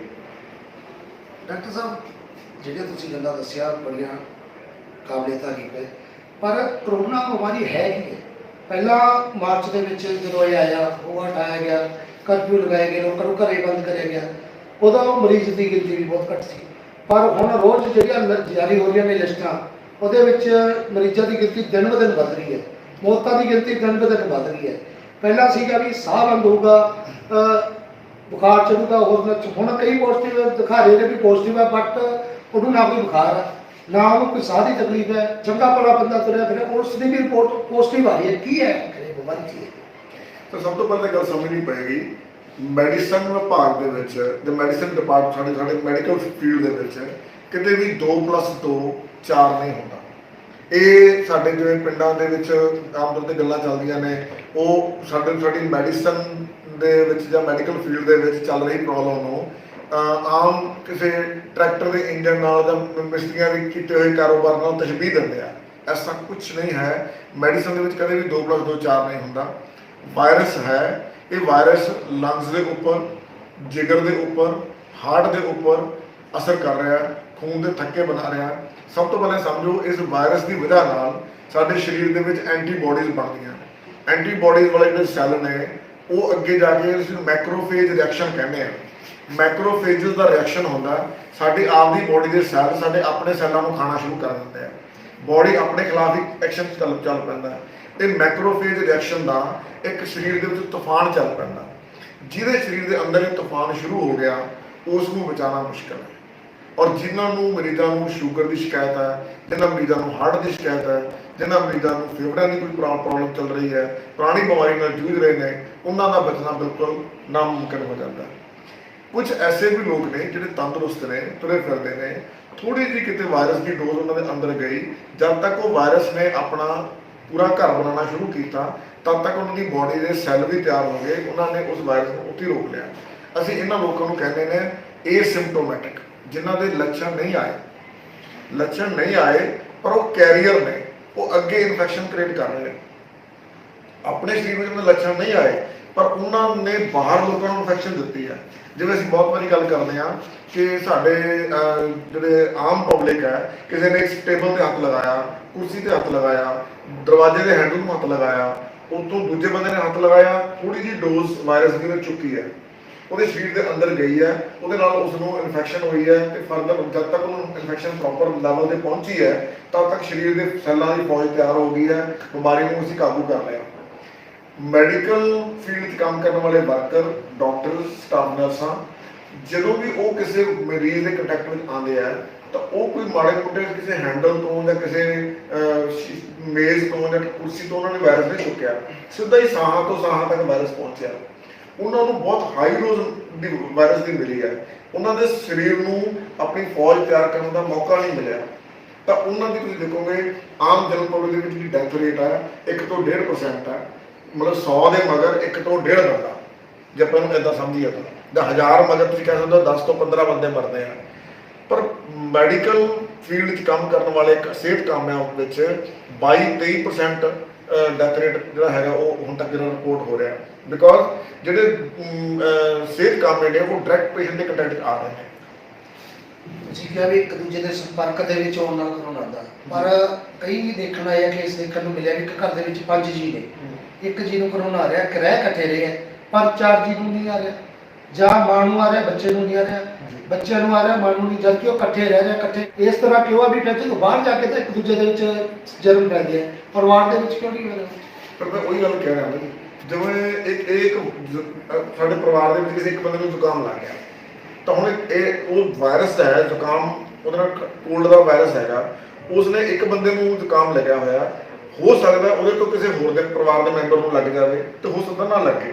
ਅਸੀਂ ਹੁਣ ਤੱਕ ਤਾਂ ਇਹੀ ਦੇਖਿਆ ਨਾ ਵੀ ਸਾਰਿਆਂ ਨੂੰ ਪਰਿਵਾਰ ਦੇ ਇੱਕ ਪਰਿਵਾਰ ਦੇ ਮੈਂਬਰ ਨੂੰ ਜ਼ੁਕਾਮ ਲੱਗਿਆ ਤੇ ਇਹਦਾ ਮਤਲਬ ਨਹੀਂ ਹੈ ਵੀ ਸਾਰੇ ਪਰਿਵਾਰ ਦੇ ਮੈਂਬਰਾਂ ਨੂੰ ਜ਼ੁਕਾਮ ਲੱਗੂਗਾ। ਵਾਇਰਸ ਨੇ ਇੱਕ ਪਰਿਵਾਰ ਦੇ ਵਿੱਚ ਕਿਤੇ ਘਰ ਬਣਾਇਆ, ਇੱਕ ਬੰਦੇ ਦੀ ਇਮਿਊਨਿਟੀ ਉਸ ਲੈਵਲ ਤੱਕ ਨਹੀਂ ਪਹੁੰਚੀ, ਉਹਦੇ ਅੰਦਰ ਇਨਫੈਕਸ਼ਨ ਉਸ ਲੈਵਲ ਤੇ ਪਹੁੰਚ ਗਈ ਤਾਂ ਬੰਦਾ ਦੀ ਡੈਥ ਹੋ ਗਈ ਹੈ। ਪਰ ਜੇ ਦੂਜੇ ਪਰਿਵਾਰ ਦੇ ਮੈਂਬਰਾਂ ਨੇ ਹਲੇ ਆਪਣਾ ਡਿਸਟੈਂਸ ਬਣਾ ਕੇ ਰੱਖਿਆ, ਇਨਫੈਕਸ਼ਨ ਪਹੁੰਚੀ ਨਹੀਂ ਹੈ, ਜੇ ਪਹੁੰਚੀ ਵੀ ਹੈ ਤਾਂ ਉਹਨਾਂ ਦੇ ਅੰਦਰ ਬੋਡੀ ਦੇ ਵਿੱਚ ਸੈੱਲ ਤਿਆਰ ਹੋ ਗਏ ਨੇ, ਉਹਨਾਂ ਦੀ ਇਨਫੈਕਸ਼ਨ ਜਦ ਤੱਕ ਉਸ ਲੈਵਲ ਤੇ ਪਹੁੰਚੀ ਜਿੱਥੇ ਤੱਕ ਮਾਰੂ ਲੈਵਲ ਤੇ ਪਹੁੰਚਣਾ ਸੀਗਾ, ਪਹਿਲੇ ਵਾਇਰਸ ਦੱਬਿਆ ਗਿਆ, ਉਹ ਏਸਿਮਟੋਮੈਟਿਕ ਵੀ ਹੋ ਸਕਦੇ ਆ। ਉਹਨਾਂ ਦੇ ਵਿੱਚ ਹੁਣ ਪੋਜ਼ਿਟਿਵ ਨਹੀਂ ਹੈ ਤੇ ਬਾਅਦ 'ਚ ਪੋਜ਼ਿਟਿਵ ਆ ਸਕਦੇ ਆ, ਜਾਂ ਹੋ ਸਕਦਾ ਪੋਜ਼ਿਟਿਵ ਨਾ ਹੀ ਆ। ਤਾਂ ਇਹ ਅਸੀਂ ਇਸੇ ਗੱਲ ਤੇ ਤਾਂ ਕਹਿ ਰਹੇ ਹਾਂ, ਮੈਂ ਜਿਵੇਂ ਗੱਲ ਕਹੀ ਵੀ 2 ਤੇ 2 4 ਨਹੀਂ ਹੋ ਸਕਦਾ, ਇੱਥੇ 2 ਤੇ 2 ਸਵਾ 4 ਵੀ ਹੋ ਸਕਦਾ ਤੇ ਪੌਣੇ 4 ਵੀ ਹੋ ਸਕਦਾ। ਜਦੋਂ ਤੱਕ ਅਸੀਂ ਇਸ ਗੱਲ ਨੂੰ ਸਮਝਦੇ ਨਹੀਂ ਹਾਂ, ਮੈਡੀਕਲ ਫੀਲਡ ਦੇ ਬਹੁਤ ਗੁੱਝੇ ਭੇਦ ਨੇ, ਅਸੀਂ ਵੀ ਉਸ ਲੈਵਲ ਦੇ ਉੱਤੇ ਜੇ ਅਸੀਂ ਕਹਿ ਦਈਏ ਕੋਈ ਡਾਕਟਰ ਕਹਿ ਸਕਦਾ ਹੋਵੇ ਵੀ ਮੈਂ ਸਾਰੀਆਂ ਗੱਲਾਂ ਜਾਣਦਾ, ਐਸਾ ਕੁਝ ਨਹੀਂ ਹੈ। ਅਸੀਂ ਬਹੁਤ ਸਾਰੀਆਂ ਗੱਲਾਂ ਨੇ ਜਿਹੜੀਆਂ ਹਾਲੇ ਰੱਬ ਦੇ ਭੇਦਾਂ ਦੇ ਬਾਰੇ ਅਸੀਂ ਹਾਲੇ ਲੱਗੇ ਹੋਏ ਹਾਂ ਉਹ ਕਰਨ ਵਾਸਤੇ। ਸੋ ਬੇਸਿਕਲੀ ਇਸ ਗੱਲ ਨੂੰ ਸਮਝਣ ਦੀ ਜ਼ਰੂਰਤ ਹੈ ਕਿ ਤੁਹਾਡਾ ਸੋਸ਼ਲ ਡਿਸਟੈਂਸਿੰਗ, ਤੁਹਾਡਾ ਮਾਸਕ ਪਾ ਕੇ ਤੁਰਨਾ, ਤੁਹਾਡਾ ਲੋਕਾਂ ਤੋਂ ਦੂਰ ਰਹਿ ਕੇ ਕੰਮ ਕਰਨਾ, ਜਿੰਨੀ ਤੁਸੀਂ ਦੇਰੀ ਤੱਕ ਇਹ ਗੱਲਾਂ ਦਾ ਧਿਆਨ ਨਹੀਂ ਰੱਖਦੇ ਤਦ ਤੱਕ ਇਨਫੈਕਸ਼ਨ ਹੋਣ ਦੇ ਚਾਂਸਸ ਵੱਧ ਨੇ। ਹਾਂ 100% ਇਨਫੈਕਸ਼ਨ ਹੋਣੀ ਚਾਹੀਦੀ ਹੈ, ਐਸਾ ਵੀ ਕੁਝ ਨਹੀਂ ਹੈ, ਤੇ ਨਹੀਂ ਹੋਣੀ ਚਾਹੀਦੀ ਐਸਾ ਵੀ ਕੁਝ ਨਹੀਂ ਹੈ। ਜੇ ਇਸ ਤਰ੍ਹਾਂ ਕੱਟ ਕਰਨ ਦੇ ਨਾਲ ਇਨਫੈਕਸ਼ਨ ਵੱਧਦੀ ਹੈ ਜੀ ਤੇ ਸਰਕਾਰਾਂ ਵੱਲੋਂ ਵਪਾਰ ਵੀ ਬੰਦ ਕਰਾਏ ਜਾਂਦੇ ਹੋਰ ਕਰੇ, ਪਰ ਦੇਖਿਆ ਜਾਂਦਾ ਵੀ ਜਿਹੜੇ ਹਸਪਤਾਲ ਆ ਉੱਥੇ ਮਰੀਜ਼ਾਂ ਦਾ ਅੱਜ ਵੀ ਬੁਰਾ ਕੱਟ ਹੋ ਰਿਹਾ, ਜਦਕਿ ਸਭ ਤੋਂ ਵੱਧ ਤੁਹਾਨੂੰ ਇਸ ਬਾਰੇ ਨੌਲੇਜ ਹੈ ਡਾਕਟਰਾਂ ਨੂੰ, ਤੇ ਤੁਹਾਡੇ ਹੀ ਵਾਰਡ ਦੇ ਵਿੱਚ ਕੱਟ ਹੋ ਰਿਹਾ, ਮਰੀਜ਼ ਇੱਕ ਦੂਜੇ ਦੇ ਵਿੱਚ ਵੱਜ ਰਹੇ ਆ, ਉਹਨਾਂ ਦਾ ਕਦੀ ਕੋਈ ਧਿਆਨ ਨਹੀਂ ਦਿੱਤਾ ਜਾ ਰਿਹਾ, ਖਾਸ ਕਰ ਸਰਕਾਰੀ ਹਸਪਤਾਲਾਂ ਦੇ ਵਿੱਚ ਲੈਣਾ ਲੱਗੀਆਂ ਨੇ। ਫਿਰ ਉੱਥੇ ਜਿਹੜੀ ਇਹ ਚੀਜ਼ ਦਾ ਧਿਆਨ ਦਿੱਤਾ ਜਾਂਦਾ। ਜੀ ਸਰ ਦੇਖੋ 30 ਕੇਸ ਸੀ ਮਾਰਚ ਦੇ ਮਹੀਨੇ ਵਿੱਚ ਪੂਰੇ ਇੰਡੀਆ ਵਿੱਚ, ਅੱਜ 30 ਲੱਖ ਤੋਂ ਉੱਤੇ ਹੈ। ਇਹ 30 ਤੋਂ 30 ਲੱਖ ਤੱਕ ਪਹੁੰਚਣ ਵਾਸਤੇ ਕਿਤੇ ਨਾ ਕਿਤੇ ਕੋਈ ਨਾ ਕੋਈ ਸਿਸਟਮ ਜ਼ਿੰਮੇਵਾਰ ਹੈ, ਕੋਈ ਨਾ ਕੋਈ ਸਾਡੀ ਗਲਤੀ ਜ਼ਿੰਮੇਵਾਰ ਹੈ, ਜਿਹਦੇ ਵਿੱਚ ਇਹ ਇੱਕ ਕਾਰਨ ਹੈ। ਅਸੀਂ ਪ੍ਰਾਈਵੇਟ ਹਸਪੀਟਲ ਵਾਲੇ ਡਾਕਟਰਸ ਨੇ ਇੱਕ ਵਾਰੀ OPD ਬੰਦ ਕਰਨ ਦਾ ਫੈਸਲਾ ਕੀਤਾ ਸੀ। ਸਾਰੇ ਬੰਦੇ ਕਹਿ ਰਹੇ ਸੀ ਡਾਕਟਰ ਘਪੌੜੇ ਆ, ਡਾਕਟਰ ਹੁਣ ਕੰਮ ਵੇਲੇ ਹੁਣ ਭੱਜ ਗਏ, ਹੁਣ ਮੈਦਾਨ ਛੱਡ ਕੇ ਭੱਜ ਗਏ। ਐਸਾ ਕੁਝ ਨਹੀਂ ਸੀਗਾ। ਅਸੀਂ ਇਸੇ ਲਈ ਬੰਦ ਕੀਤਾ ਸੀ ਕਿ ਐਮਰਜੈਂਸੀ ਹੈ ਆਓ, ਜੇ ਨਹੀਂ ਐਮਰਜੈਂਸੀ ਹੈ ਪਲੀਜ਼ ਘਰ ਆਓ, ਕਿਉਂਕਿ ਸੋਸ਼ਲ ਡਿਸਟੈਂਸਿੰਗ ਮੇਨਟੇਨ ਕਰ ਲਈ ਹੈ। ਸਰਕਾਰੀ ਹਸਪਤਾਲਾਂ ਦੇ ਵਿੱਚ ਵੀ ਪ੍ਰਾਈਵੇਟ ਹਸਪਤਾਲਾਂ ਦੇ ਵਿੱਚ ਵੀ ਅਸੀਂ ਲੋਕਾਂ ਨੂੰ ਅਪੀਲ ਕਰਦੇ ਹਾਂ। ਦੇਖਣ ਵਿੱਚ ਆਇਆ ਇੱਕ ਮਰੀਜ਼ ਦੇ ਨਾਲ 5-5 ਜਾਣੇ ਆਉਂਦੇ ਆ, ਫਿਰ ਉਹ ਮਾਸਕ ਨਹੀਂ ਪਾਉਂਦੇ, ਉਹ ਆਪਣੇ ਹੱਥਾਂ ਦੀ ਕਲੀਨਲੀਨੈਸ ਦਾ ਧਿਆਨ ਨਹੀਂ ਰੱਖਦੇ, ਉਹਨਾਂ ਦੇ ਕੋਲ ਕੋਈ ਸੈਨੀਟਾਈਜ਼ਰ ਨਹੀਂ ਹੁੰਦਾ। ਹਸਪੀਟਲ ਦੇ ਸੈਨੀਟਾਈਜ਼ਰ ਹੈ, ਜਿਸ ਨੂੰ ਦੇਣ ਦੀ ਕੋਸ਼ਿਸ਼ ਕਰਦੇ ਆ, ਮੈਨੂੰ ਲੋੜ ਨਹੀਂ ਹੈ। ਜੇ ਅਸੀਂ ਕਹਿੰਦੇ ਮਾਸਕ ਲੈ ਲਓ, ਨਹੀਂ ਲੋੜ ਹੈ। ਬਹੁਤ ਵਾਰੀ ਮੈਂ ਪ੍ਰਾਈਵੇਟ ਹਸਪੀਟਲ ਚਲਾ ਰਿਹਾ, ਮੈਂ 12-13 ਸਾਲ ਗਵਰਨਮੈਂਟ ਜੌਬ ਕੀਤੀ ਹੈ। ਅੱਜ ਪ੍ਰਾਈਵੇਟ ਹਸਪੀਟਲ ਦੇ ਵਿੱਚ ਸਾਡੇ ਕੋਲ ਕੋਈ ਪੇਸ਼ੈਂਟ ਆਉਂਦਾ ਸੀ, ਉਹਨੂੰ ਕਹਿੰਦੇ ਬਾਈ ਜੀ ਮਾਸਕ ਪਾਓ, ਉਹ ਕਹਿੰਦਾ ਮੇਰੀ ਪਰਚੀ ਮੋੜ ਦਿਓ, ਮੈਂ ਨਹੀਂ ਮਰੀਜ਼ ਦਿਖਾਉਣਾ। ਅਸੀਂ ਕਹਿੰਦੇ ਠੀਕ ਹੈ ਜੀ, ਪਰਚੀ ਬਣਾ ਕੇ ਲੈ ਜਾਓ, ਕਿਤੇ ਹੋਰ ਦਿਖਾ ਲਓ, ਪਰ ਅਸੀਂ ਸਰਕਾਰ ਦੇ ਹੁਕਮਾਂ ਦੀ ਅਦੁਲੀ ਨਹੀਂ ਕਰਦੇ। ਬੜੇ ਲੋਕ ਸਾਡੇ ਨਾਲ ਨਾਰਾਜ਼ ਹੋ ਕੇ ਜਾਂਦੇ ਆ। ਹੁਣ ਤੁਸੀਂ ਦੇਖੋ, ਜਿਹੜਾ ਬੰਦਾ ਮਰੀਜ਼ ਦਿਖਾਉਣ ਆਇਆ, ਘਰੋਂ ਸੋਚ ਕੇ ਚੱਲਿਆ ਹੋਣਾ ਮੈਂ ਇਸ ਹਸਪੀਟਲ ਜਾਣਾ, ਆ ਕੇ ਉਹਨੂੰ ਪਤਾ ਵੀ ਹੈ ਵੀ ਮੈਂ ਪਹੁੰਚਿਆ ਵੀ ਹੈ, ਖੱਜਲ ਖੁਆਰ ਹੋ ਕੇ ਪਹੁੰਚਿਆ ਵੀ ਹੈ, ਸਿਰਫ ਇਸ ਗੱਲ ਤੇ ਅੜ ਗਿਆ ਵੀ ਮੈਂ ਮਾਸਕ ਨਹੀਂ ਪਾਉਣਾ, ਮੇਰੀ ਪਰਚੀ ਦੇ ਪੈਸੇ ਵਾਪਸ ਕਰੋ, ਮੈਂ ਤੁਹਾਨੂੰ ਮਰੀਜ਼ ਨਹੀਂ ਦਿਖਾਣਾ। ਇਹ ਅੜੀਅਲ ਤੇ ਜਿੱਦੀ ਰਵੱਈਆ ਲੋਕਾਂ ਦਾ। ਦੇਖੋ ਮੈਂ ਸਮਝਦਾ ਸਰਕਾਰ ਤੋਂ ਅਸੀਂ ਉਮੀਦ ਰੱਖਦੇ ਹਾਂ ਸਰਕਾਰ ਸਾਡੇ ਸਾਰੇ ਮਸਲੇ ਹੱਲ ਕਰੇ, ਪਰ ਸਰਕਾਰ ਦੇ ਵਿੱਚ ਆਫਟਰ ਆਲ ਕੁਝ ਸਾਡੇ ਪਰਸੈਂਟ ਲੋਕ ਨੇ ਜਿਹੜੇ ਸਰਕਾਰ 'ਚ ਕੰਮ ਕਰ ਰਹੇ, ਜਿਨ੍ਹਾਂ ਵਿੱਚ ਸਾਡੇ ਪੁਲਿਸ ਵਾਲੇ ਵਰਕਰ ਕੰਮ ਕਰ ਰਹੇ ਨੇ, ਸਾਡੇ ਸਿਹਤ ਕਾਮੇ ਕੰਮ ਕਰ ਰਹੇ ਨੇ। ਸਾਰੇ ਸ਼ਹਿਰ ਦੇ ਵਿੱਚ ਤੁਸੀਂ ਲਾ ਕੇ ਦੇਖੋ, ਜੇ 1 ਲੱਖ ਦੀ ਆਬਾਦੀ ਹੈ ਸਾਡੇ ਸ਼ਹਿਰ ਦੀ, 1 ਲੱਖ ਦੀ ਆਬਾਦੀ ਵਿੱਚ ਕਿੰਨੇ ਹਸਪੀਟਲ ਦੇ ਵਿੱਚ ਕੰਮ ਕਰ ਰਹੇ ਆ? 50-60 ਕਿੰਨੇ ਪੁਲਿਸ ਵਾਲੇ ਕੰਮ ਕਰ ਰਹੇ ਨੇ? 25-30। ਤੁਸੀਂ 100 ਬੰਦਿਆਂ ਤੋਂ 1 ਲੱਖ ਬੰਦੇ ਦੀ ਸਿਕਿਉਰਿਟੀ ਆਪਾਂ ਲੱਭ ਰਹੇ ਹਾਂ, ਤੇ ਕਿਉਂ ਨਹੀਂ ਉਹ 1 ਲੱਖ ਬੰਦਾ ਸਾਡੇ ਨਾਲ ਕੋਆਪਰੇਟ ਕਰਦਾ, ਸਰਕਾਰ ਨਾਲ ਕੋਆਪਰੇਟ ਕਰਦਾ? ਅਸੀਂ ਜਦੋਂ ਸੋਸ਼ਲ ਡਿਸਟੈਂਸਿੰਗ ਮੇਨਟੇਨ ਕਰਨ ਨੂੰ ਕਹਿੰਦੇ ਹਾਂ, ਅਸੀਂ ਆਪਣੀਆਂ ਬਾਹਰ ਚੇਅਰ ਅਸੀਂ ਉਹਨੂੰ ਕਹਿੰਦੇ ਹਾਂ ਇੱਕ ਮਰੀਜ਼ ਦੇ ਨਾਲ 5-5 ਜਾਣੇ ਨਾ ਆਓ, ਸਾਡੇ ਨਾਲ ਗੁੱਸਾ ਹੁੰਦੇ ਨੇ। ਉਹ ਫਿਰ ਜਿੱਦਾਬਾਦ ਮੁਰਦਾਬਾਦ ਤੱਕ ਪਹੁੰਚ ਜਾਂਦੇ ਆ, ਫਿਰ ਉਹ ਧਰਨੇ ਲਗਾਉਣ ਤੱਕ ਪਹੁੰਚ ਜਾਂਦੇ ਆ।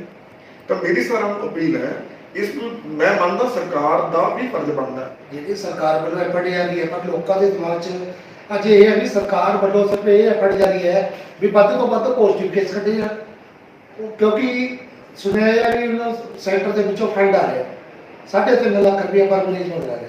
ਕਈ ਵੀਡੀਓ ਵੀ ਵਾਇਰਲ ਹੋ ਰਹੀਆਂ ਵੀ ਆਸ਼ਾ ਵਰਕਰਾਂ ਨੂੰ ਹੁਕਮ ਦਿੱਤੇ ਗਏ ਵੀ ਤੁਸੀਂ ਆਪਦੇ ਵਾਰਡ ਦੇ ਵਿੱਚੋਂ 2-2, 3-3 ਪੇਸ਼ੈਂਟ ਜ਼ਰੂਰ ਲੈ ਕੇ ਆਓ, ਰੋਜ਼ ਉਹਨਾਂ ਦੇ ਜਾਂਚ ਕਰਾਓ। ਪੋਜ਼ਿਟਿਵ ਕੇਸ ਜਿੰਨੇ ਵਧਾ ਰਹੀ ਹੈ ਸਰਕਾਰ, ਲੋਕਾਂ ਦੇ ਦਿਮਾਗ 'ਚ ਇਹ ਹੈ ਵੀ ਉਹ ਜਾਣਬੁੱਝ ਕੇ ਵਧਾ ਰਹੀ ਹੈ ਤਾਂ ਕਿ ਉਹ ਫੰਡ ਇਕੱਠਾ ਕਰ ਸਕੇ। ਨਹੀਂ ਸਰ, ਇਹ ਤਾਂ ਇੱਕ ਬਹੁਤ ਵੱਡੀ ਗਲਤਫਹਿਮੀ ਹੈ। ਅਸੀਂ ਇੱਕ ਸ਼ਬਦ ਯੂਜ਼ ਕਰਦੇ ਹਾਂ, ਮਿਸਕਮਿਊਨੀਕੇਸ਼ਨ, ਮਤਲਬ ਗਲਤ ਤਰੀਕੇ ਨਾਲ ਚੀਜ਼ ਨੂੰ ਲੈਣਾ। ਦੇਖੋ ਆਸ਼ਾ ਵਰਕਰ ਜਾਂ ਸਰਕਾਰ ਦੇ ਸਿਹਤ ਕਾਮਿਆਂ ਨੂੰ ਜਦੋਂ ਕੋਈ ਡਾਕਟਰ ਜਾਂ ਸਿਵਲ ਸਰਜਨ ਸਾਹਿਬ ਇਹ ਗੱਲ ਕਹਿੰਦੇ ਆ ਕਿ ਤੁਸੀਂ ਸਾਨੂੰ ਵੱਧ ਤੋਂ ਵੱਧ ਕੇਸਾਂ ਨੂੰ ਲੈ ਕੇ ਆਓ ਤਾਂ ਕਿ ਟੈਸਟ ਵੱਧ ਕੀਤੇ ਜਾਣ। ਇੱਕ ਸਮਾਂ ਸੀ ਸਾਡੀ ਟੈਸਟ ਕਰਨ ਦੀ ਕੈਪੈਸਿਟੀ ਘੱਟ ਸੀ, ਅਸੀਂ ਕਿੱਟਾਂ ਬਾਹਰੋਂ ਮੰਗਵਾ ਰਹੇ ਸੀ। ਅੱਜ ਦੀ ਘੜੀ ਸਾਡੇ ਕੋਲੇ ਕਿੱਟਾਂ ਆਪਣੇ ਦੇਸ਼ ਵਿੱਚ ਨਿਰਮਾਣ ਹੋਣ ਲੱਗ ਗਿਆ, ਸਾਡੇ ਕੋਲੇ ਬਹੁਤ ਮਾਤਰਾ ਵਿੱਚ ਕਿਟਸ ਆ ਗਈਆਂ। ਅਸੀਂ ਕੀ ਚਾਹੁੰਦੇ ਹਾਂ, ਸਰਕਾਰ ਕੀ ਚਾਹੁੰਦੀ ਹੈ ਕਿ ਮੈਕਸਿਮਮ ਲੈਵਲ ਤੇ ਟੈਸਟ ਕੀਤੇ ਜਾਣ ਤਾਂ ਕਿ ਜਿਹੜੇ ਪੋਜ਼ਿਟਿਵ ਕੇਸਿਸ ਆ ਉਹਨਾਂ ਨੂੰ ਘਰੋਂ ਘਰੀ ਰੋਕ ਦਿੱਤਾ ਜਾਵੇ ਤਾਂ ਕਿ ਅੱਗੇ ਇਸ ਬਿਮਾਰੀ ਨਾ ਫੈਲੇ। ਤਾਂ ਉਦੋਂ ਅਸੀਂ ਉਹਨਾਂ ਦਾ ਇੱਕ ਪੋਜ਼ਿਟਿਵ ਐਟੀਟਿਊਡ ਸਿਸਟਮ ਵਿੱਚ ਕੀ ਗੱਲ ਕਰਦੇ ਹਾਂ ਕਿ ਵੱਧ ਤੋਂ ਵੱਧ ਟੈਸਟ ਕੀਤੇ ਜਾਣ, ਵੱਧ ਤੋਂ ਵੱਧ ਲੋਕਾਂ ਨੂੰ ਜਾਗਰੂਕ ਕੀਤਾ ਜਾਵੇ। ਇਹ ਨਹੀਂ ਹੈ ਕਿ ਵੱਧ ਤੋਂ ਵੱਧ ਅਸੀਂ ਪੋਜ਼ਿਟਿਵ ਜਾਣਬੁੱਝ ਕੇ ਕੱਢਣੇ ਆ। ਬੇਸਿਕਲੀ ਜਿੰਨੇ ਟੈਸਟ ਵੱਧ ਹੋਣਗੇ ਉਨੇ ਹੀ ਸਾਡੇ ਪੋਜ਼ਿਟਿਵ ਕੇਸ ਨਿਕਲਣਗੇ। ਅਸੀਂ ਉਹਨਾਂ ਨੂੰ ਉੱਥੇ ਰੋਕਿਆ ਜਾ ਸਕਦਾ, ਉਹਨਾਂ ਨੂੰ ਉਹਨਾਂ ਦੇ ਪਰਿਵਾਰ ਦੇ ਮੈਂਬਰਾਂ ਨਾਲ ਮਿਲਣ ਤੋਂ ਰੋਕਿਆ ਜਾ ਸਕਦਾ। ਜੇ ਵੱਧ ਟੈਸਟ ਕੀਤੇ ਜਾਣਗੇ ਤਾਂ ਉਹਨਾਂ ਦੇ ਪਰਿਵਾਰਾਂ ਦੀ ਰਾਖੀ ਹੋਣੀ ਹੈ। ਜੇ ਸਰਕਾਰਾਂ ਨੇ ਪੋਜ਼ਿਟਿਵ ਕੇਸ ਕਰੋਨਾ ਦੇ ਰੋਕਥਾਮ ਹੋਣੀ ਸੀ ਤਾਂ ਜੋ ਲੋਕਾਂ ਨੂੰ 40 ਦਿਨ ਘਰਾਂ 'ਚ ਬੰਦ ਰੱਖਿਆ ਜੀ ਇਟਸ ਵੀ ਕਲੀਅਰ ਹੋ ਗਿਆ ਸੀ ਕਰੋਨਾ ਹੈ ਨਹੀਂ ਕਿਸੇ ਨੂੰ। ਕਰੋਨਾ ਆਇਆ ਬਾਹਰੋਂ ਆਇਆ, ਫਿਰ ਸਰਕਾਰ ਨੇ ਬਾਹਰ ਸਰਹੱਦਾਂ ਨੂੰ ਕਿਉਂ ਨਹੀਂ ਸੀਲ ਕਰੇ, ਬਾਹਰੋਂ ਆਵਾਜਾਈ ਕਿਉਂ ਚਾਲੂ ਰੱਖੀ। ਦੇਖੋ ਇਹ ਆਪਣਾ ਸ਼ਹਿਰ ਵੀ ਲਾ ਲਓ, ਜੇ ਉਹਨੂੰ ਸੀਲ ਕੀਤਾ ਜਾਂਦਾ ਤਾਂ ਇੱਕ ਸ਼ਹਿਰ ਤਾਂ ਬਚ ਜਾਂਦਾ। ਜੀ ਸਰਕਾਰ ਨੇ ਉੱਥੇ ਹੀ ਕਿਉਂ ਨਹੀਂ ਤਿਆਰ ਕੀਤਾ। ਦੇਖੋ ਇਸ ਤਰ੍ਹਾਂ ਹੈ ਜੀ ਗੱਲ ਵੀ ਜਦੋਂ ਤੱਕ ਇਹ ਸਾਰੇ ਗੱਲ ਦੇ ਬਾਰੇ ਚ ਸਮਝ ਪਈ ਵੀ ਇਹਨੂੰ ਬੇਸਿਕਲੀ ਪਹਿਲਾਂ ਤਾਂ ਇਹ ਨਹੀਂ ਸਮਝ ਪੈ ਰਿਹਾ ਵੀ ਇਹ ਸਿਸਟਮ ਕਿਸ ਤਰ੍ਹਾਂ ਚੱਲੂਗਾ। ਜਦ ਤੱਕ ਸਮਝ ਪਈ ਸਰਕਾਰ ਨੇ ਆਪਦੇ ਲੈਵਲ ਦੇ ਉੱਤੇ ਕਾਫੀ ਹੱਦ ਤੱਕ ਉਹ ਕੀਤਾ। ਪਹਿਲਾਂ ਤਾਂ ਉਹਨਾਂ ਨੇ ਕਲੀਆਂ 에ਅਰਪੋਰਟ ਦੇ ਉੱਤੇ ਟੈਸਟਿੰਗ ਸੈਂਟਰ ਬਣਾਏ ਔਰ ਕੰਟਰੀ ਨੂੰ ਸਾਰਿਆਂ ਨੂੰ ਸੀਲ ਕਰ ਦਿੱਤਾ ਤਾਂ ਕਿ ਅਸੀਂ ਜਿੰਨੇ ਵੀ ਬਾਹਰੋਂ ਲੋਕ ਆ ਰਹੇ ਆ ਸਾਨੂੰ ਰੋਕ ਲਈਏ। ਪਰ ਉੱਤੇ ਰੋਕਣ ਦੇ ਬਾਵਜੂਦ 에ਅਰਪੋਰਟ ਦੇ ਉੱਤੋਂ ਹਵਾਈ ਉਡਾਣਾਂ ਬੰਦ ਕਰਤੀਆਂ, ਲੋਕਾਂ ਦਾ ਆਵਾਜਾਈ ਬੰਦ ਕਰਤੀ, ਉੱਤੇ ਟੈਸਟ ਸੈਂਟਰ ਬਣਾਏ। ਜਿੰਨੇ ਕੁ ਇੱਧਰ ਸਾਡੇ ਦੇਸ਼ ਵਿੱਚ ਲੋਕ ਪਹੁੰਚ ਗਏ ਉਹਨਾਂ ਤੋਂ ਅੱਗੇ ਤੋਂ ਫੈਲਣਾ ਸ਼ੁਰੂ ਹੋਇਆ। ਅਲਟੀਮੇਟਲੀ ਇਹ ਆਊਟ ਆਫ ਕੰਟਰੋਲ ਹੁੰਦਾ ਗਿਆ। ਇਹ ਆਊਟ ਆਫ ਕੰਟਰੋਲ ਹੋਣ ਵਿੱਚ ਅਸੀਂ ਸਰਕਾਰ ਦੀ ਨਾਕਾਮੀ ਸਾਬਤ ਕਰ ਰਹੇ ਹਾਂ। ਅਸੀਂ ਇਸ ਗੱਲ ਨੂੰ ਵੀ ਸਾਬਤ ਕਰ ਰਹੇ ਕਿ ਸਾਡੇ ਲੋਕਾਂ ਨੇ ਡੰਡੇ ਖਾ ਖਾ ਕੇ ਪੁਲਿਸ ਮੁਲਾਜ਼ਮਾਂ ਤੋਂ ਉਹਦੇ ਬਾਵਜੂਦ ਵੀ ਉਹਨਾਂ ਨੇ ਮਤਲਬ ਆਪਣੇ ਘਰੇ ਰਹਿਣਾ ਮੁਨਾਸਿਬ ਨਹੀਂ ਸਮਝਿਆ। ਮਤਲਬ ਮੇਰੇ ਹਿਸਾਬ ਨਾਲ ਅਸੀਂ ਇਹੋ ਜਿਹੇ ਹਾਲਾਤ ਵੀ ਵਾਪਰੇ ਨੇ ਜਿੱਥੇ ਪੁਲਿਸ ਵਾਲਿਆਂ ਨੇ ਲੋਕਾਂ ਦੇ ਡੰਡੇ ਮਾਰੇ। ਅਸੀਂ ਉਹਨਾਂ ਨੂੰ ਜਾ ਕੇ ਪੁਲਿਸ ਦੀ ਸਰੋਤਾ ਕੀਤੀ, ਉਹਨਾਂ ਦੇ ਗਲਾਂ 'ਚ ਹਾਰ ਪਾਏ ਵੀ ਤੁਸੀਂ ਜੀ ਬਹੁਤ ਵਧੀਆ ਕੰਮ ਕਰ ਰਹੇ ਹੋ। ਤੁਸੀਂ ਸੋਚੋ ਜੇ ਸਾਡੇ ਲੋਕ ਨਾਗਰਿਕ ਆਪਣੀ ਜ਼ਿੰਮੇਵਾਰੀ ਸਮਝਦੇ, ਪਹਿਲੇ ਉਹ 40 ਦਿਨ ਜਦੋਂ ਸਰਕਾਰ ਨੇ ਸਭ ਕੁਝ ਬੰਦ ਕੀਤਾ ਸੀ ਉਦੋਂ ਹੀ ਬੰਦ ਕਰ ਦਿੱਤਾ ਜਾਂਦਾ, ਵਲੰਟਰੀ ਤੌਰ ਤੇ ਬੰਦ ਕੀਤਾ ਜਾਂਦਾ, ਸਾਨੂੰ ਅੱਜ ਦੇ ਹਾਲਾਤ ਦੇਖਣੇ ਨਾ ਪੈਂਦੇ। ਕਿਤੇ ਨਾ ਕਿਤੇ ਬਾਰ-ਬਾਰ ਰੋਕਣ ਦੇ ਬਾਵਜੂਦ ਇਹਦਾ ਪਾਣੀ ਵਾਂਗੂ ਸੀ। ਬਹੁਤ ਸਾਰੀਆਂ ਟੈਂਕੀ ਦੀ ਮੋਰੀਆਂ ਸੀ, ਅਸੀਂ ਸਰਕਾਰ ਨੇ ਬੜੀ ਜਗ੍ਹਾ ਤੇ ਹੱਥ ਰੱਖਣ ਦੀ ਕੋਸ਼ਿਸ਼ ਕੀਤੀ ਪਰ ਅਸੀਂ ਹਰ ਮੋਰੀ ਵਿੱਚੋਂ ਮੋਂਦਾ ਕੱਢਦੇ ਗਏ। ਅਲਟੀਮੇਟਲੀ ਸਾਡੀ ਟੈਂਕ ਪਾਣੀ ਦੀ ਟੈਂਕੀ ਖਾਲੀ ਹੁੰਦੀ ਗਈ। ਹੁਣ ਅਸੀਂ ਹਾਲਾਤ ਇਸ ਪਹੁੰਚੇ ਹੋਏ ਹਾਂ, ਅਸੀਂ ਅਸੁਰੱਖਿਅਤ ਘਿਰੇ ਹੋਏ ਹਾਂ।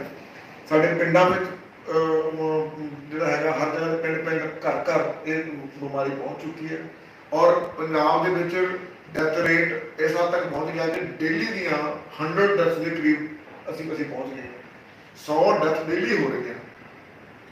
ਹੁਣ ਇਸ ਨੂੰ ਕੰਟਰੋਲ ਕੀਤਾ ਜਾ ਸਕਦਾ, ਕੀ ਸਾਵਧਾਨੀਆਂ ਨੇ ਜਿਨ੍ਹਾਂ ਨੂੰ ਵਰਤ ਕੇ ਇਸ ਨੂੰ ਤੋਂ ਬਚਿਆ ਜਾ ਸਕਦਾ। ਸਰ ਦੇਖੋ, ਕੰਟਰੋਲ ਕਰਨ ਦਾ ਸਮਾਂ ਜਦੋਂ ਸੀ ਉਦੋਂ ਅਸੀਂ ਨਹੀਂ ਕੀਤਾ। ਅੱਜ ਮੈਂ ਕਹਾਂ ਕੰਟਰੋਲ ਕੀਤਾ ਜਾ ਸਕਦਾ ਜਾਂ ਐਰੈਡੀਕੇਟ ਕੀਤਾ ਜਾ ਸਕਦਾ, ਪਹਿਲੀ ਗੱਲ ਤਾਂ ਐਰੈਡੀਕੇਟ ਨਹੀਂ ਕੀਤਾ ਜਾ ਸਕਦਾ, ਇਹ ਬਿਲਕੁਲ ਖਤਮ ਨਹੀਂ ਹੋਏਗਾ।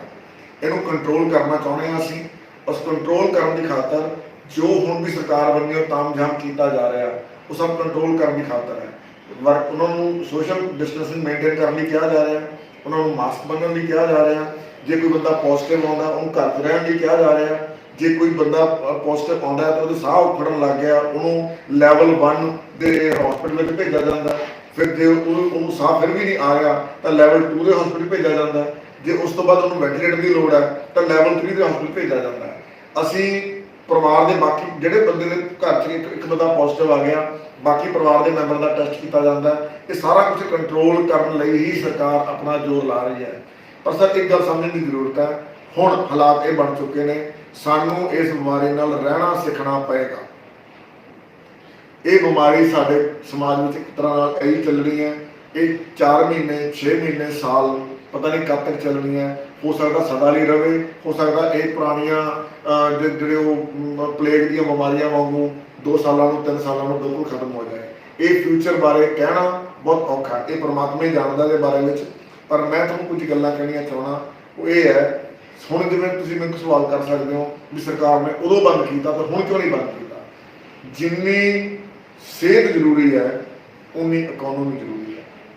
ਜੇ ਕੋਈ ਲੋਕੀ ਬਿਮਾਰੀ ਨਾਲ ਮਰਨਗੇ, ਕੁਝ ਭੁੱਖ ਨਾਲ ਮਰਨਗੇ। ਜੇ ਇਕਨੋਮੀ ਨਹੀਂ ਹੈ, ਸਰਕਾਰ ਕੋਲ ਕੁਝ ਨਹੀਂ ਹੈਗਾ ਤਾਂ ਅਰਾਜਕਤਾ ਫੈਲ ਜਾਣੀ ਹੈ ਔਰ ਇਸ ਹਾਲ ਤੱਕ ਹਾਲਾਤ ਬਣ ਜਾਣਗੇ, ਲੁੱਟਣ ਮਾਰਨ ਖੋਹਣ ਦੀਆਂ ਘਟਨਾਵਾਂ ਹੋਣਗੀਆਂ। ਇਕਨੋਮੀ ਵਿਗੜਨ ਤੋਂ ਵੀ ਰੋਕਣੀ ਹੈ, ਕਿਸੇ ਲੋਕਾਂ ਦੀ ਸਿਹਤ ਵੀ ਬਚਾਉਣੀ ਹੈ।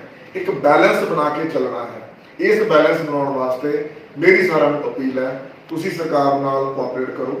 ਸਰਕਾਰੀ ਹਸਪਤਾਲਾਂ ਦੇ ਬਾਈਕਾਟ ਕਰਨ ਦਾ ਕੋਈ ਫਾਇਦਾ ਨਹੀਂ ਹੈ। ਜਿੱਥੇ ਵੱਧ ਤੋਂ ਵੱਧ ਟੈਸਟ ਕਰਵਾਏ ਜਾਣ ਔਰ ਸਭ ਤੋਂ ਵੱਧ ਗੱਲ ਇਹ ਹੈਗੀ ਹੈ, ਮਾਸਕ ਪਾ ਕੇ ਘਰੋਂ ਬਾਹਰ ਨਿਕਲੋ। ਲੋਕੀ ਆਉਂਦੇ ਨੇ ਹਸਪੀਟਲ, ਸਾਡੇ ਹਸਪੀਟਲ ਐਂਟਰ ਕਰਦੇ ਨੇ, ਮਾਸਕ ਪਾ ਲੈਂਦੇ ਆ, ਨਿਕਲਦਿਆਂ ਸਾਰ ਫਿਰ ਮਾਸਕ ਉਤਾਰ ਦਿੰਦੇ ਆ। ਜਿਵੇਂ ਚੰਡੀਗੜ੍ਹ ਜਾ ਕੇ ਲੋਕੀ ਬੈਲਟ ਲਗਾ ਲੈਂਦੇ ਆ, ਨਿਕਲਦਿਆਂ ਸਾਰ ਹੀ ਬੈਲਟ ਉਤਾਰ ਦਿੰਦੇ ਆ। This is very wrong attitude. ਗੱਲ ਕਰਦੇ ਹੋਏ ਜਿਵੇਂ ਆਪਾਂ ਬੈਠੇ ਹਾਂ, ਮੈਂ ਇੱਧਰ ਗੱਲ ਕਰ ਰਿਹਾ, ਤੁਸੀਂ ਵੀ ਗੱਲ ਕਰ ਰਹੇ ਹੋ, ਅਸੀਂ ਆਮੋ ਸਾਹਮਣੇ ਗੱਲ ਨਹੀਂ ਕਰ ਰਹੇ, ਐਸੇ ਤਰੀਕੇ ਨਾਲ ਗੱਲਬਾਤ ਕੀਤੀ ਜਾਵੇ ਤਾਂ ਕਿ ਤੁਹਾਡੇ ਮੂੰਹ ਤੋਂ ਨਿਕਲ ਰਿਹਾ ਸਲਾਈਵਾ, ਥੁੱਕ ਜਾਂ ਜੋ ਵੀ ਕੋਈ ਹਵਾ ਨਿਕਲ ਰਹੀ ਹੈ ਉਹ ਆਮੋ ਸਾਹਮਣੇ ਨਾ ਆਵੇ। ਖਾਣਾ ਖਾਂਦੇ ਹੋਏ ਵੀ ਬਰਾਬਰ ਸਾਹਮਣੇ ਬੈਠ ਕੇ ਖਾਣਾ ਨਾ ਖਾਓ, ਸਾਈਡ ਵਾਈਜ਼ ਬੈਠ ਕੇ ਖਾਣਾ ਖਾਓ। ਬਾਰ-ਬਾਰ ਆਪਣੇ ਹੱਥ ਸਾਫ਼ ਕਰੋ। ਕਿਸੇ ਨੂੰ ਹੱਥ ਲੱਗ ਗਿਆ, ਕਿਸੇ ਬੰਦੇ ਨਾਲ ਹੱਥ ਮਿਲਾ ਲਿਆ, ਤੁਸੀਂ ਬੇਗਾਨੀ ਚੀਜ਼ ਨੂੰ ਟੱਚ ਕਰ ਲਿਆ, ਚਾਹੇ ਉਹ ਬੱਸ ਦਾ ਡੰਡਾ ਹੈ, ਚਾਹੇ ਉਹ ਕਿਸੇ ਦੇ ਦਰਵਾਜ਼ੇ ਦਾ ਹੈਂਡਲ ਹੈ, ਕਿਤੇ ਵੀ ਤੁਸੀਂ ਹੱਥ ਟੱਚ ਕਰ ਲਿਆ, ਆਪਣੇ ਹੱਥ ਨੂੰ ਸੈਨੀਟਾਈਜ਼ ਕਰੋ। ਔਰ ਆਪਣੇ ਹੱਥ ਦੀ ਲੋੜ ਤੁਸੀਂ ਕਰ ਸਕਦੇ ਹੋ ਤਾਂ ਕਿਸੇ ਵੀ ਇਹੋ ਜਿਹੀ ਜਗ੍ਹਾ 'ਤੇ ਜਾਣ ਨਾਲ ਜੇ ਤੁਹਾਨੂੰ ਪਤਾ ਹੋਵੇ ਜਿਵੇਂ ਹਸਪੀਟਲ ਹੈ, ਇਨਫੈਕਸ਼ਨ ਦੇ ਚਾਂਸਸ ਹੈ, ਉੱਥੇ ਗਲਵਸ ਪਾ ਕੇ ਜਾਓ, ਮਾਸਕ ਪਾ ਕੇ ਜਾਓ ਔਰ ਪ੍ਰੋਪਰ ਤਰੀਕੇ ਨਾਲ ਡਿਸਟੈਂਸ ਮੇਨਟੇਨ ਕਰਕੇ ਰੱਖੋ। ਜੇ ਤੁਹਾਡੇ ਘਰ ਦਾ ਸਭ ਤੋਂ ਵੱਡੀ ਪ੍ਰੋਬਲਮ ਕਿੱਥੇ ਆਉਣੀ ਹੈ, ਅਸੀਂ ਸੋਚਦੇ ਹਾਂ ਬੇਗਾਨਿਆਂ ਤੋਂ ਬਚਣਾ, ਦੂਜਿਆਂ ਤੋਂ ਬਚਣਾ, ਦੂਜਿਆਂ ਤੋਂ ਬਚਣਾ ਹੀ ਬਚਣਾ। ਜੇ ਸਾਡੇ ਮੇਰੇ ਕਈ ਸਿਹਤ ਕਾਮੇ ਤੇ ਡਾਕਟਰ ਭਰਾ ਵੀ ਕੀ ਕਰਦੇ ਨੇ ਕਿ ਮਰੀਜ਼ਾਂ ਤੋਂ ਤਾਂ ਬਚ ਗਏ, ਪਰ ਜਦੋਂ ਕੋਈ ਹੋਰ ਡਾਕਟਰ ਨਾਲ ਦਾ ਕੁਲੀਗ ਨਾਲ ਆ ਗਿਆ ਜਾਂ ਨਾਲ ਦਾ ਕੋਈ ਸਿਹਤ ਕਾਮਾ ਨਾਲ ਆ ਗਿਆ ਤਾਂ ਮਾਸਕ ਨੀਚੇ ਉਤਾਰ ਲਿਆ, ਫਿਰ ਬਹਿ ਕੇ ਤੁਸੀਂ ਉਹਨਾਂ ਨਾਲ ਬੈਠੇ ਗੱਲਾਂ ਮਾਰੀ ਜਾਂਦੇ ਹੋ। ਉਹ ਉਹਨਾਂ ਨੂੰ ਲੱਗ ਰਿਹਾ ਇਹ ਤਾਂ ਮੇਰੇ ਪਰਿਵਾਰ ਦਾ ਮੈਂਬਰ ਹੈ, ਇਹ ਤਾਂ ਮੇਰਾ ਕੁਲੀਗ ਹੈ, ਮੈਨੂੰ ਇਹਦੇ ਤੋਂ ਕਿਵੇਂ ਇਨਫੈਕਸ਼ਨ ਹੋ ਸਕਦੀ ਹੈ। ਇਨਫੈਕਸ਼ਨ ਪਰਿਵਾਰ ਦੇ ਮੈਂਬਰਾਂ ਤੋਂ ਵੀ ਹੋ ਸਕਦੀ ਹੈ, ਤੁਹਾਡੇ ਆਪਣੇ ਕੁਲੀਗਸ ਤੋਂ ਵੀ ਹੋ ਸਕਦੀ ਹੈ, ਤੁਹਾਡੇ ਟੀਮ ਦੇ ਮੈਂਬਰ ਤੋਂ ਵੀ ਹੋ ਸਕਦੀ ਹੈ। ਸੋ ਸੋਸ਼ਲ ਡਿਸਟੈਂਸਿੰਗ ਸਟ੍ਰਿਕਟਲੀ ਮੇਨਟੇਨ ਕੀਤੀ ਜਾਵੇ। ਡਾਕਟਰ ਸਾਹਿਬ ਇੱਕ ਤਾਂ ਤੁਸੀਂ ਕਹਿੰਦੇ ਪੋਜ਼ਿਟਿਵ ਜਿਹੜਾ ਕੇਸ ਆ ਗਿਆ ਉਹਨੂੰ ਹਸਪਤਾਲ 'ਚ ਰੱਖਿਆ ਜਾਂਦਾ ਤਾਂ ਵਧੀਆ ਲੱਗ ਰਹੇਗਾ, ਪਰ ਅੱਜ ਕੱਲ੍ਹ ਜਿਹੜੇ ਹੋ ਰਹੇ ਹੈ ਪੋਜ਼ਿਟਿਵ ਆ ਰਹੇ ਆ ਉਹਨਾਂ ਨੂੰ ਘਰਾਂ ਦੇ ਵਿੱਚ ਛੱਡ ਦਿੱਤਾ ਜਾਂਦਾ। ਪਿੱਛੇ ਇਹ ਸ਼ਹਿਰ ਰਾਮਪੁਰ ਨਿੱਕੇ ਇੱਕ ਬੀਜੀ ਇਵੈਂਟ ਦੇ 24 ਮੁਲਾਜ਼ਮ ਮੇਰਾ ਖਿਆਲ ਪੂਰੇ ਦਾ ਪੂਰਾ ਸਟਾਫ ਕਰੋਨਾ ਪੋਜ਼ਿਟਿਵ ਆ ਗਿਆ ਸੀ। ਸਿਹਤ ਵਿਭਾਗ ਵੱਲੋਂ ਬੈਂਕ ਨੂੰ ਬੰਦ ਕਰ ਦਿੱਤਾ ਗਿਆ, ਏਰੀਆ ਨੂੰ ਸੀਲ ਕਰ ਦਿੱਤਾ ਗਿਆ, ਬਟ ਜਿਹੜੇ ਉਹਦੇ ਵਿੱਚ ਕਰਮਚਾਰੀ ਸੀ ਪੋਜ਼ਿਟਿਵ ਆਏ ਸੀ ਉਹ ਘਰਾਂ 'ਚ ਸੀ। ਘਰਾਂ ਦੇ ਵਿੱਚ ਵੀ ਉਹ ਆਪਣੇ ਗਲੀ ਮੁਹੱਲਿਆਂ ਦੇ ਵਿੱਚ ਸੈਰ ਕਰਦੇ ਫਿਰ ਰਹੇ ਸੀ, ਉਹਦੀ ਕੰਪਲੇਂਟ ਵੀ ਕਰੀ ਗਈ ਵੀ ਇਸ ਤਰ੍ਹਾਂ ਫਿਰ ਰਹੇ ਨੇ ਹੋਣਾ। ਤੇ ਇਸ ਤਰ੍ਹਾਂ ਦੇ ਡਰਾਮੇਬਾਜ਼ੀ ਕਿਉਂ? ਫਿਰ ਇੱਕ ਪਾਸੇ ਤਾਂ ਆਪਣੇ ਨੂੰ ਖੁੱਲ੍ਹਾ ਛੱਡਤਾ, ਦੂਜਾ ਤੁਸੀਂ ਬੈਂਕ ਸੀਲ ਕਰਤਾ, ਏਰੀਆ ਸੀਲ, ਉਹਦਾ ਕੀ ਫਾਇਦਾ? ਦੇਖੋ, ਸਭ ਤੋਂ ਵੱਡੀ ਗੱਲ ਸਮਝਣ ਦੀ ਜ਼ਰੂਰਤ ਹੈ 130 ਕਰੋੜ ਦੀ ਆਬਾਦੀ ਹੈ ਸਾਡੇ ਹਿੰਦੁਸਤਾਨ ਦੀ ਔਰ ਰਿਸੋਰਸਿਸ ਸਾਡੇ ਕੋਲ ਲਿਮਟਡ। ਅੱਜ ਦੀ ਘੜੀ ਅਸੀਂ ਵੈਂਟੀਲੇਟਰ ਲਗਾ ਲਈਏ, ਮੈਂ ਸਾਡੇ ਆਪਣੇ ਸ਼ਹਿਰ ਦੀ ਗੱਲ ਕਰ ਰਹਾ ਹਾਂ ਤਾਂ ਸਾਡੇ ਕੋਲੇ ਐਟ ਪ੍ਰੈਜ਼ੈਂਟ ਸਿਰਫ ਮੇਰੇ ਹਸਪੀਟਲ ਵਿੱਚ 2 ਵੈਂਟੀਲੇਟਰ ਹੈ। 2 ਵੈਂਟੀਲੇਟਰ ਹੋਰ ਵੀ ਬਾਹਰ ਪ੍ਰਾਈਵੇਟ ਹਸਪੀਟਲਾਂ ਵਿੱਚ ਹੈਗੇ ਆ ਔਰ ਉਹਨਾਂ ਨੇ ਕਿਹਾ ਸਾਡੇ ਵੈਂਟੀਲੇਟਰ ਕੰਮ ਨਹੀਂ ਕਰ ਰਹੇ, ਤਾਂ ਮੇਰੇ ਕੋਲ ਸਿਰਫ 2 ਵੈਂਟੀਲੇਟਰ ਹੈ। ਤਾਂ ਮੈਨੂੰ ਲੱਗਦਾ ਵੀ ਰਾਮਪੁਰੇ ਸ਼ਹਿਰ ਦੇ ਵਿੱਚ ਹੀ ਸਾਡੇ ਕੋਲ ਸਿਰਫ 2 ਵੈਂਟੀਲੇਟਰ ਹੈ। ਜੇ ਤੁਸੀਂ ਬਾਹਰ ਹਸਪੀਟਲ ਵਾਲਿਆਂ ਦੀ ਗੱਲ ਕਰਦੇ ਹੋ, ਬਠਿੰਡਾ ਜਾਂ ਹੋਰ ਪਾਸੇ 50-60 ਵੈਂਟੀਲੇਟਰ ਹੋਣਗੇ। ਬਠਿੰਡਾ ਤੇ ਆਸ-ਪਾਸ ਦੀ ਆਬਾਦੀ ਮਿਲਾ ਕੇ ਜੇ 10 ਲੱਖ ਦੀ ਆਬਾਦੀ ਹੈ ਤੇ 60 ਵੈਂਟੀਲੇਟਰ ਹੈ ਤਾਂ ਤੁਸੀਂ ਅੰਦਾਜ਼ਾ ਲਾ ਕੇ ਚੱਲੋ ਜੇ ਕੱਲ ਨੂੰ ਇਹ ਬੰਬ ਬਲਾਸਟ ਵਾਂਗੂ ਇਨਫੈਕਸ਼ਨ ਫੈਲਦੀ ਹੈ, ਤੁਸੀਂ ਕਿਹਨੂੰ ਬਚਾਓਗੇ ਤੇ ਕਿਹਨੂੰ ਛੱਡੋਗੇ? ਰਿਸੋਰਸਿਸ ਲਿਮਟਡ ਨੇ। ਰਿਸੋਰਸਿਸ ਲਿਮਟਡ ਸੀ ਤਾਂ ਸਰਕਾਰ ਨੇ ਇੱਕ ਪਾਲਿਸੀ ਬਣਾਈ, L1 level hospital, L2 level hospital, L3 level hospital. L1 ਦੇ ਵਿੱਚ ਕੀ ਹੈ, ਸਿਰਫ ਇਕੱਲੇ ਬੰਦੇ ਨੂੰ ਹਸਪੀਟਲ ਰੱਖਣਾ ਹੈ, ਕੋਈ ਉਹਨੂੰ ਆਕਸੀਜਨ ਦੇਣ ਦੀ ਜ਼ਰੂਰਤ ਨਹੀਂ, ਸਿਰਫ ਇਕੱਲਾ ਬਾਕੀ ਪਰਿਵਾਰ ਦੇ ਮੈਂਬਰਾਂ ਤੋਂ ਪਰੇ ਰੱਖਣਾ ਹੈ ਸਿਰਫ, ਕਿਉਂਕਿ ਲੋਕੀ ਸੁਧਰਦੇ ਨਹੀਂ, ਲੋਕੀ ਜਾ ਕੇ ਵਾਪਸ ਉਹਨਾਂ ਸਮਾਜ ਦੇ ਵਿੱਚ ਵਾਪਸ ਜਾਂਦੇ ਆ। ਸੋ L1 ਲੈਵਲ ਦੇ ਹਸਪੀਟਲ ਦੇ ਵਿੱਚ ਸਿਰਫ ਇਕੱਲਾ ਇੱਕ ਬੈੱਡ ਹੈ ਤੇ ਇਕੱਲਾ ਬੈਠਣਾ ਹੈ, ਪੈਣਾ ਹੈ। ਜੇ ਤੁਸੀਂ ਉਹ ਜਿਹੀ ਵੀਡੀਓ ਦੇਖੀਆਂ ਬੰਦੇ ਅੰਦਰ ਰੱਖੇ ਹੋਏ ਆ ਐਂਡ ਦੇ ਆਰ ਡਾਂਸਿੰਗ, ਉਹ L1 ਲੈਵਲ ਹੈ। L2 ਲੈਵਲ ਦੇ ਵਿੱਚ ਕੀ ਹੈ, ਅਸੀਂ ਬੈੱਡ ਦੇ ਨਾਲ ਆਕਸੀਜਨ ਰੱਖੀ ਹੋਈ ਹੈ। ਉਹ ਆਕਸੀਜਨ ਦਾ ਮਾਸਕ, ਕਿਉਂਕਿ ਬੰਦਾ ਉਹਦੀ ਸੈਚੂਰੇਸ਼ਨ 94% ਤੋਂ ਘੱਟ ਗਈ ਹੈ, ਅਸੀਂ ਉਸ ਨੂੰ ਸੈਚੂਰੇਸ਼ਨ ਪੂਰੀ ਕਰਨ ਦੀ ਖਾਤਰ ਅਸੀਂ ਆਕਸੀਜਨ ਦੇ ਰਹੇ ਹਾਂ, ਉਹ L2 ਲੈਵਲ ਹੈ। L3 ਲੈਵਲ ਦੇ ਵਿੱਚ ਜਾਂ ਤਾਂ ਅਸੀਂ ਉਹਦੀ ਜਿਹੜੀ ਹੈਗੀ ਹੈ ਮਾਸਕ ਰਾਹੀਂ ਵੈਂਟੀਲੇਸ਼ਨ ਦੇ ਰਹੇ ਹਾਂ ਜਾਂ ਉਹਦੇ ਅੰਦਰ ਟਿਊਬ ਪਾ ਕੇ, ਸਾਹ ਦੀ ਨਾਲੀ ਵਿੱਚ ਟਿਊਬ ਪਾ ਕੇ ਉੱਥੇ ਵੈਂਟੀਲੇਟਰ ਦੀ ਜ਼ਰੂਰਤ ਹੈ। ਸੋ ਸਾਡੇ ਕੋਲ L3 ਲੈਵਲ ਦੀ ਘਾਟ ਹੈ, L2 ਲੈਵਲ ਦੀ ਵੀ ਘਾਟ ਹੈ। ਜੇ ਐਂ ਲਾ ਲਓ, ਜੇ ਮੇਰੇ ਕੋਲ ਹਸਪਤਾਲ ਦੇ ਵਿੱਚ 30 ਬੈੱਡ ਹੈ, ਸ਼ਾਇਦ 15 ਬੈੱਡਾਂ ਤੇ ਆਕਸੀਜਨ ਹੋਣੀ ਹੈ, 15 ਬੈੱਡ ਜਨਰਲ ਹੋਣਗੇ। ਤਾਂ ਇਸੇ ਤਰੀਕੇ ਨਾਲ ਸਾਡੇ ਕੋਲੇ ਰਿਸੋਰਸਿਸ ਦੀ ਕਮੀ ਹੈ। ਹੁਣ ਜਦੋਂ ਉਹ ਹਸਪੀਟਲ ਫੁੱਲ ਹੋ ਗਏ ਤੇ ਸਾਡੇ ਕੋਲੇ ਕੇਸਿਸ ਵਧਣੇ ਸ਼ੁਰੂ ਹੋਏ, ਅਸੀਂ ਕੀ ਕੀਤਾ, L1 ਲੈਵਲ ਦੇ ਲੋਕਾਂ ਨੂੰ ਸਮਝਾਉਣਾ ਸ਼ੁਰੂ ਕੀਤਾ, ਜ਼ਿੰਮੇਵਾਰ ਲੋਕਾਂ ਨੂੰ, ਕਿ ਪਲੀਜ਼ ਆਪਣੇ ਘਰ ਰਹੋ, ਆਪਣੇ ਪਰਿਵਾਰ ਦਾ ਖਿਆਲ ਰੱਖੋ, ਉਹਨਾਂ ਤੋਂ ਤੁਸੀਂ ਡਿਸਟੈਂਸ ਬਣਾ ਕੇ ਰੱਖੋ, ਤੁਸੀਂ ਕਮਰੇ 'ਚ ਬੰਦ ਰਹਿਣਾ, ਸਾਰੀਆਂ ਇੰਸਟਰਕਸ਼ਨ ਦਿੱਤੀਆਂ। ਸਾਡੇ ਨਾਲ ਤੁਸੀਂ ਆਨਲਾਈਨ ਸਾਡੇ ਨਾਲ ਜੁੜੇ ਰਹੋ, ਚਾਹੇ ਤੁਸੀਂ ਸਾਨੂੰ ਅੱਧੀ ਰਾਤ ਨੂੰ ਫੋਨ ਕਰੋ, ਵੀ ਆਲਸੋ ਡੂ ਸੇਮ ਥਿੰਗ। ਅਸੀਂ ਸਰਕਾਰ ਨੂੰ ਵੀ ਦੱਸ ਦਿੰਦੇ ਹਾਂ ਭਾਈ ਇਹ ਬੰਦਾ ਪੋਜ਼ਿਟਿਵ ਆਇਆ, ਤੇ ਜਿਹੜਾ ਬੰਦਾ ਸਾਡੇ ਤੋਂ ਰਹਿ ਲੈਣੀ ਚਾਹੁੰਦਾ ਅਸੀਂ ਉਹਨਾਂ ਨੂੰ ਫੋਨ ਦੇ ਉੱਤੇ ਭਾਵੇਂ ਮੈਨੂੰ ਰਾਤ ਨੂੰ 2 ਵਜੇ ਖਾ ਕੇ ਪੁੱਛਣ ਵਾਸਤੇ ਵੀ ਮੈਨੂੰ ਆਹ ਪ੍ਰੋਬਲਮ ਆ ਰਹੀ ਹੈ। We are ready, everybody is ready, ਹਰ ਡਾਕਟਰ ਹਰ ਵਰਕਰ ਰੈਡੀ ਹੈ। ਪਰ ਸਾਨੂੰ ਪਤਾ ਹੈ ਕਿ ਅਸੀਂ L1 ਲੈਵਲ ਦੇ ਇੰਨੇ ਕਿੰਨੇ ਕੁ ਹਸਪਤਾਲ ਬਣਾ ਲਾਂਗੇ। ਜੇ ਇੱਕ ਸ਼ਹਿਰ ਦੇ ਵਿੱਚੋਂ 2000 ਬੰਦਾ ਪੋਜ਼ਿਟਿਵ ਆ ਰਿਹਾ ਹੈ ਅੱਜ ਦੀ ਘੜੀ, ਤਾਂ ਤੁਸੀਂ ਅੰਦਾਜ਼ਾ ਲਾ ਸਕਦੇ ਹੋ ਕਿ 2000 ਬੰਦਿਆਂ ਵਾਸਤੇ ਇੱਥੇ ਕਿੰਨੇ ਬੈੱਡ ਹੋਣਗੇ ਆਕਸੀਜਨ ਵਾਲੇ। ਤਾਂ ਅਸੀਂ ਉਹਨਾਂ ਲੋਕਾਂ ਨੂੰ ਅਸੀਂ ਬਾਰ-ਬਾਰ ਅਪੀਲ ਕਰ ਰਹੇ ਹਾਂ ਕਿ ਜੇ ਤੁਹਾਨੂੰ ਸਿੰਪਟਮਸ, ਬੁਖਾਰ ਹੈ, ਗਲਾ ਖਰਾਬ ਹੈ, ਤੁਹਾਨੂੰ ਕੋਈ ਸਾਹ ਲੈਣ ਦੀ ਤਕਲੀਫ ਹੋ ਰਹੀ ਹੈ, ਸਾਡੇ ਨਾਲ ਕੰਟੈਕਟ ਕਰੋ। ਤੁਹਾਡੀ ਸੈਚੂਰੇਸ਼ਨ ਚੈੱਕ ਕੀਤੀ ਜਾਊਗੀ। ਸੈਚੂਰੇਸ਼ਨ 94% ਤੋਂ ਉੱਤੇ ਹੈ, ਤੁਹਾਨੂੰ ਘਰੇ ਰਹਿਣ ਵਾਸਤੇ ਕਿਹਾ ਜਾਊਗਾ। ਤੁਸੀਂ ਆਪਣਾ ਤੇ ਆਪਣੇ ਪਰਿਵਾਰ ਦਾ ਖਿਆਲ ਰੱਖਣਾ। ਜੇ ਤੁਹਾਡੀ ਸੈਚੂਰੇਸ਼ਨ 94% ਤੋਂ ਘੱਟਦੀ ਹੈ, ਤੁਹਾਨੂੰ ਅਸੀਂ L2 ਲੈਵਲ ਦੇ ਹਸਪਤਾਲ ਦੇ ਵਿੱਚ ਸ਼ਿਫਟ ਕਰਾਵਾਂਗੇ। ਜੇ ਸਾਨੂੰ ਲੱਗਦਾ ਵੀ 90% ਤੋਂ ਵੀ ਘੱਟ ਰਹੀ ਹੈ, ਦੈਨ ਵੀ ਵਿਲ ਸਰਚ ਆ L3 ਬੈੱਡ ਫਾਰ ਯੂ। ਸਰਕਾਰ ਨੇ ਕੋਵਾ ਐਪ ਬਣਾਇਆ ਹੋਇਆ। ਕੋਵਾ ਐਪ ਦੇ ਵਿੱਚ ਪੂਰੇ ਹਸਪੀਟਲ ਦੇ ਬੈੱਡ, ਉਹਨਾਂ ਦੀ ਗਿਣਤੀ ਦੱਸੀ ਹੋਈ ਹੈ, ਔਰ ਕਿਤੇ ਵੈਂਟੀਲੇਟਰ ਵਾਲੇ ਬੈੱਡ ਅਵੇਲੇਬਲ ਨੇ, ਸਭ ਕੁਝ ਅਵੇਲੇਬਿਲਿਟੀ ਦਿਖਾਈ ਹੋਈ ਹੈਗੀ ਹੈ। ਔਰ ਜੇ ਤੁਸੀਂ ਇਹ ਸਾਰੇ ਲੈਵਲ ਉਸ ਨੂੰ ਕੋਵਾ ਐਪ ਨੂੰ ਡਾਊਨਲੋਡ ਕਰਕੇ ਉਹਦੇ ਵਿੱਚ ਬੈੱਡ ਦੀ ਅਵੇਲੇਬਿਲਿਟੀ ਚੈੱਕ ਕਰਦੇ ਹੋ, ਉਸ ਹਸਪੀਟਲ ਜਾਂਦੇ ਹੋ, ਤਾਂ ਤੁਹਾਨੂੰ ਟ੍ਰੀਟਮੈਂਟ ਦੇਣਗੇ। ਇੱਕ ਦਿਨ ਇੱਥੇ ਇੱਕ ਹੋਰ ਪ੍ਰੋਬਲਮ ਆ ਰਹੀ ਹੈ, ਤੁਸੀਂ ਸਵਾਲ ਪੁੱਛਿਆ ਨੇ, ਤੁਹਾਨੂੰ ਬਲੱਡ ਨੂੰ ਦੱਸ ਦਿੰਦਾ। ਮੈਨੂੰ ਪਿੱਛੇ ਜੇ ਕਿਸੇ ਦਾ ਸਵਾਲ ਆਇਆ ਜੀ ਫਲਾਣੇ ਹਸਪਤਾਲ ਗਏ ਸੀ, ਉਹ ਤਾਂ ਕਹਿੰਦੇ ਜੀ 8-10 ਹਜ਼ਾਰ ਰੁਪਏ ਦਾ ਖਰਚਾ ਹੋਊਗਾ ਡੇਲੀ ਦਾ। ਸਰ ਇੱਕ ਪੇਸ਼ੈਂਟ ਨੂੰ ਦੇਖਣ ਦੀ ਖਾਤਰ PPE ਕਿੱਟ ਹੈ, PPE ਕਿੱਟ ਮੈਨੂੰ ਦਿਖਾਣਾ, PPE ਕਿੱਟ ਹੈ। ਇਹ PPE ਕਿੱਟ 1200 ਰੁਪਏ ਦੀ ਹੈ, ਠੀਕ ਹੈ। ਸਾਨੂੰ ਪ੍ਰਾਈਵੇਟ ਤੌਰ ਤੇ 1200 ਰੁਪਏ ਦੀ PPE ਕਿੱਟ ਮਿਲਦੀ ਹੈ।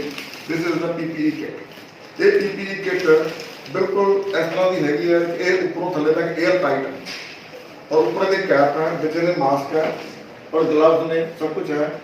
ਇਹ 1200 ਰੁਪਏ ਦੀ PPE ਕਿੱਟ ਸਾਨੂੰ ਬਾਜ਼ਾਰ 'ਚ ਅਵੇਲੇਬਲ ਹੈ। ਹਾਂ, ਕੁਝ ਡਿਪੈਂਡਿੰਗ ਅਪੋਨ ਦਾ ਕੁਆਲਿਟੀ 500-600 ਰੁਪਏ ਦੀ ਮਿਲ ਜਾਂਦੀ ਹੈ।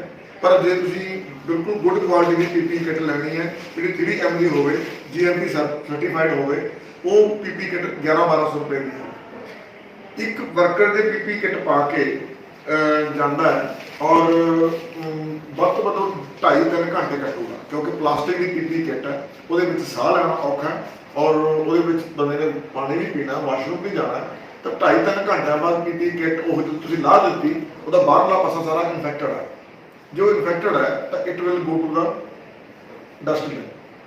ਤਾਂ ਤੁਸੀਂ ਅੰਦਾਜ਼ਾ ਲਾ ਕੇ ਚੱਲੋ, ਇੱਕ ਮਰੀਜ਼ ਦੇ ਰੱਖ ਰਖਾਵ ਦੇ ਉੱਤੇ ਕਿ PPE ਕਿੱਟ ਨਹੀਂ, ਮਾਸਕ ਹੈ, ਸੈਨੀਟਾਈਜ਼ਰ ਹੈ, ਗਲਵਜ਼ ਨੇ, ਫਿਰ ਮੈਡੀਸਨਸ ਨੇ, ਐਂਟੀਬਾਇਓਟਿਕਸ ਨੇ, ਬਹੁਤ ਕੁਝ ਹੈ। ਟੋਸਲੀਜ਼ੋਮੈਬ ਦਾ ਇੰਜੈਕਸ਼ਨ ਹੈ, ਮਤਲਬ ਉਹਦੀ ਟ੍ਰੇਡ ਪ੍ਰਾਈਸ 35-36 ਹਜ਼ਾਰ ਰੁਪਇਆ, ਔਰ ਉਹਦੀ MRP 45 ਹਜ਼ਾਰ ਰੁਪਇਆ। ਉਹਦੇ ਬਾਰੇ 'ਚ ਉਹਦੀ ਰੇਟ ਇੰਨਾ ਕਿਉਂ ਮਹਿੰਗਾ ਹੈ? ਕਿਉਂਕਿ ਸਾਲਟ ਦੀ ਪ੍ਰੋਕਿਉਰਮੈਂਟ ਬਾਹਰੋਂ ਆ ਰਹੀ ਹੈ। ਉਹ ਗਵਰਨਮੈਂਟ ਵਾਸਤੇ ਕਿਉਂ ਨਹੀਂ ਕੁਝ ਕਰ ਰਹੀ? ਕਿਉਂਕਿ ਬਿਕੋਜ਼ ਸਾਲਟ ਦੀ ਕਮੀ ਜ਼ਿਆਦਾ ਹੈਗੀ ਹੈ, ਉਹਦੀ ਰਿਸਰਚ ਮੋਲੀਕਿਊਲ ਇੰਨਾ ਮਹਿੰਗਾ ਹੈਗਾ। ਸੋ ਸਾਰੀਆਂ ਗੱਲਾਂ ਦੀ ਇੱਕ ਉਹ ਹੈਗੀ ਹੈ। ਸੋ ਟ੍ਰੀਟਮੈਂਟ ਕਾਸਟਲੀ ਹੈ, ਇਸ ਲਈ ਅਸੀਂ ਬਾਰ-ਬਾਰ ਸਾਰਿਆਂ ਨੂੰ ਕਹਿ ਰਹੇ ਹਾਂ ਕਿ ਆਪਾਂ ਉਸ ਲੈਵਲ ਤੇ ਪਹੁੰਚੀਏ ਜਿੱਥੇ ਅਸੀਂ 500 ਲੱਖ ਰੁਪਏ ਦਾ ਖਰਚਾ ਆਪਣਾ ਕਰਾਈਏ ਜਾਂ ਗਵਰਨਮੈਂਟ ਦਾ ਕਰਾਈਏ। ਤੁਸੀਂ ਗੱਲ ਕਰ ਰਹੇ 3.5 ਲੱਖ ਰੁਪਇਆ ਪਰ ਮਿਲ ਰਿਹਾ।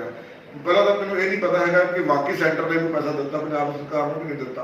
ਜੇ ਦਿੱਤਾ ਵੀ ਹੋਣਾ ਤਾਂ 3.5 ਲੱਖ ਰੁਪਏ ਜੇ ਦਿੱਤਾ ਵੀ ਹੋਇਆ ਤਾਂ ਕੁਝ ਵੀ ਨਹੀਂ। 3.5 ਲੱਖ ਰੁਪਇਆ ਮਤਲਬ ਮੈਂ ਇਹ ਗੱਲ ਕਹਿ ਸਕਦਾ ਕਿ ਜੇ ਇੱਕ ਬੰਦੇ ਦੀ ਜਾਨ ਬਚਾਉਣੀ ਹੈ, ਉਹ ਜ਼ਰੂਰੀ ਨਹੀਂ ਬਚੇ, ਇਹ ਗੱਲ ਮੈਂ ਪਹਿਲਾਂ ਕਹਿ ਦੇਵਾਂ, ਜ਼ਰੂਰੀ ਨਹੀਂ ਜਾਨ ਬਚੇ। ਜੇ ਜਾਨ ਬਚਾਉਣੀ ਹੈ ਤਾਂ 8 ਤੋਂ 10 ਲੱਖ ਰੁਪਏ ਤੱਕ ਦਾ ਖਰਚਾ ਆ ਜਾਂਦਾ। ਸਰਕਾਰ ਉਹਨੂੰ 3.5 ਲੱਖ ਰੁਪਏ 'ਚ ਕਿਵੇਂ ਸਾਰਦੀ ਹੈ, ਕਿਵੇਂ ਕਰਦੀ ਹੈ, ਤੇ 3.5 ਲੱਖ ਰੁਪਏ 'ਚ ਹੋ ਜਾਊਗਾ? ਮੈਨੂੰ ਲੱਗਦਾ ਨਹੀਂ ਪੋਸੀਬਲ ਹੈ। ਇੱਕ ਡਾਕਟਰ ਸਾਹਿਬ ਤੁਸੀਂ ਦੱਸਿਆ ਵੀ ਸੋਸ਼ਲ ਮੀਡੀਆ ਦੇ ਉੱਤੇ L1 ਹਸਪੀਟਲ ਦੀਆਂ ਵੀਡੀਓ ਆਉਂਦੀਆਂ, ਲੋਕਾਂ ਨੇ ਦੇਖਿਆ ਵੀ ਭੰਗੜੇ ਮਾਰੇ, ਮਸਤੀਆਂ ਕਰ ਰਹੇ, ਪਰ ਇੱਕ ਵੀਡੀਓ ਉਹ ਵੀ ਹੈਗੀਆਂ ਨੇ ਵੀ ਲੋਕ ਪ੍ਰੋਟੈਸਟ ਕਰੇ ਰਹੇ ਹੈ ਤੇ ਉਹ ਛੱਤਾਂ ਤੇ ਚੜ੍ਹ ਕੇ ਰੋਲਾ ਪਾ ਰਹੇ ਨੇ, ਸਾਨੂੰ ਰੋਟੀ ਨਹੀਂ ਮਿਲ ਰਹੀ, ਸਾਨੂੰ ਚਾਹ ਨਹੀਂ ਮਿਲ ਰਹੀ, ਸਾਡਾ ਬੁਰਾ ਹਾਲ ਹੈ, ਅਸੀਂ ਮਰਨ ਨੂੰ ਤਿਆਰ, ਸਾਨੂੰ ਉਹ ਆ। ਜਿਸ ਦਾ ਡਰ ਲੋਕਾਂ ਦੇ ਵਿੱਚ ਹੋ ਰਿਹਾ, ਇਸੇ ਲਈ ਉਹ ਕਰੋਨਾ ਟੈਸਟ ਕਰਾਉਣ ਤੋਂ ਭੱਜ ਰਹੇ ਨੇ।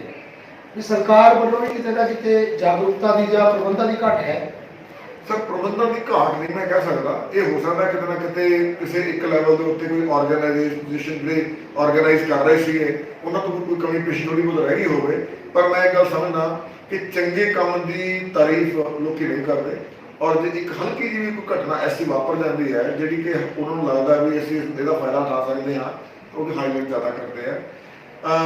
ਮੈਂ ਮੰਨ ਕੇ ਚੱਲਦਾ ਕਿ ਜਿਸ ਕਿਸੇ ਲੈਵਲ ਦੇ ਉੱਤੇ ਖਾਣੇ ਦੀ ਪ੍ਰੋਬਲਮ ਆਈ ਜਾਂ ਕਿਸੇ ਲੈਵਲ ਤੇ ਕੋਈ ਪ੍ਰੋਬਲਮ ਆਈ ਤਾਂ ਤੁਸੀਂ ਅੰਦਾਜ਼ਾ ਲਾ ਕੇ ਚੱਲੋ ਵੀ ਉਹਨਾਂ ਨੂੰ ਖਾਣਾ ਦੇਣ ਜਾਣ ਵਾਲੇ ਤਾਂ ਵਰਕਰ ਹਨ। ਇੱਥੇ ਮੇਰੇ ਕੋਲੇ ਜੇ ਕੋਈ ਪੁੱਤ ਨੂੰ ਕਰੋਨਾ ਹੋ ਗਿਆ ਤਾਂ ਮਾਂ-ਬਾਪ ਇਹ ਨਹੀਂ ਦੇਖਦੇ ਵੀ ਪੁੱਤ ਨੂੰ ਕਰੋਨਾ ਹੋਇਆ, ਇਹ ਵੀ ਪੁੱਛਦੇ ਆ ਸਾਨੂੰ ਤਾਂ ਨਹੀਂ ਹੋ ਜੂਗਾ। ਮਾਂ ਦੀ ਲਾਸ਼ ਲੈਣ ਤੋਂ ਲੋਕਾਂ ਨੇ ਇਨਕਾਰ ਕਰਤਾ, ਪਿਓ ਦੀ ਲਾਸ਼ ਲੈਣ ਤੋਂ ਲੋਕਾਂ ਨੇ ਇਨਕਾਰ ਕਰਤਾ। ਤੁਸੀਂ ਅੰਦਾਜ਼ਾ ਲਾ ਕੇ ਚੱਲੋ ਉਹੀ ਲੋਕ ਨੇ ਜਿਹੜੇ ਸਾਡੇ ਕੋਲੇ ਵਰਕਰ ਦੇ ਤੌਰ ਤੇ ਕੰਮ ਕਰ ਰਹੇ ਨੇ ਜਾਂ ਸਾਡੇ ਕੋਲੇ ਵਲੰਟਰੀ ਤੌਰ ਤੇ ਕੰਮ ਕਰ ਰਹੇ ਨੇ। ਜਿਹੜੇ ਬੰਦੇ ਆਪਣੀ ਮਾਂ ਦੀ ਲਾਸ਼ ਲੈਣ ਤੋਂ ਇਨਕਾਰ ਕਰ ਰਹੇ ਨੇ ਜਾਂ ਆਪਣੇ ਬਾਪ ਦੀ ਲਾਸ਼ ਲੈਣ ਤੋਂ ਇਨਕਾਰ ਕਰ ਰਹੇ ਨੇ, ਤੁਸੀਂ ਜੇ ਅਸੀਂ ਉਹਨਾਂ ਬੰਦਿਆਂ ਨੂੰ ਕਹੀਏ ਜਾ ਕੇ ਤੁਹਾਡੇ ਬੰਦੇ ਨੂੰ ਤੁਸੀਂ ਰੋਟੀਆਂ ਸਪਲਾਈ ਕਰਦੇ ਹੋ, ਸਾਡੇ ਜਗ੍ਹਾ ਤੇ ਜਾ ਕੇ ਤੁਸੀਂ ਆਹ ਚੀਜ਼ ਸਪਲਾਈ ਕਰਦੇ ਹੋ, ਦੁੱਧ ਪਿਲਾਇਆ ਉਹ ਲੋਕਾਂ ਨੂੰ, ਸਾਡੇ ਮਰੀਜ਼ਾਂ ਨੂੰ, ਤੁਹਾਨੂੰ ਲੱਗਦਾ ਉਹ ਜਾਣਗੇ? ਜਿਹੜਾ ਸਕੇ ਆਪਣੀ ਮਾਂ ਦੀ ਜਾਂ ਬਾਪ ਦੀ ਲਾਸ਼ ਲੈਣ ਤੋਂ ਇਨਕਾਰੀ ਹੈ। ਆਫਟਰ ਆਲ ਇਹ ਸਾਰੀ ਚੀਜ਼ ਨੂੰ ਆਰਗੇਨਾਈਜ਼ ਕਰਨ ਵਾਲੇ ਤਾਂ ਲੋਕ ਹੀ ਨੇ ਨਾ। ਸਰਕਾਰ ਕੋਈ ਕਾਗਜ਼ ਦੀ ਤਾਂ ਬਣੀ ਹੋਈ ਹੈ ਨਹੀਂ, ਸਰਕਾਰ ਕੋਈ ਸਟੀਲ ਦੀ ਬਣੀ ਹੋਈ ਨਹੀਂ ਹੈ। ਸਰਕਾਰ ਤਾਂ ਲੋਕਾਂ ਦੀ ਬਣੀ ਹੋਈ ਸਰਕਾਰ ਹੈ, ਉਹਦੇ ਵਰਕਰ ਕੰਮ ਕਰ ਰਹੇ ਨੇ। ਜੇ ਪਟਵਾਰੀ ਤੋਂ ਲੈ ਕੇ ਨਾਇਬ ਤਹਿਸੀਲਦਾਰ, SDM, ਡਿਪਟੀ ਕਮਿਸ਼ਨਰ ਸਾਹਿਬ, ਮਤਲਬ ਕਿੰਨੇ ਲੋਕ ਇਹਦੇ ਵਿੱਚ ਕੰਮ ਕਰ ਰਹੇ ਨੇ। After all they are human beings.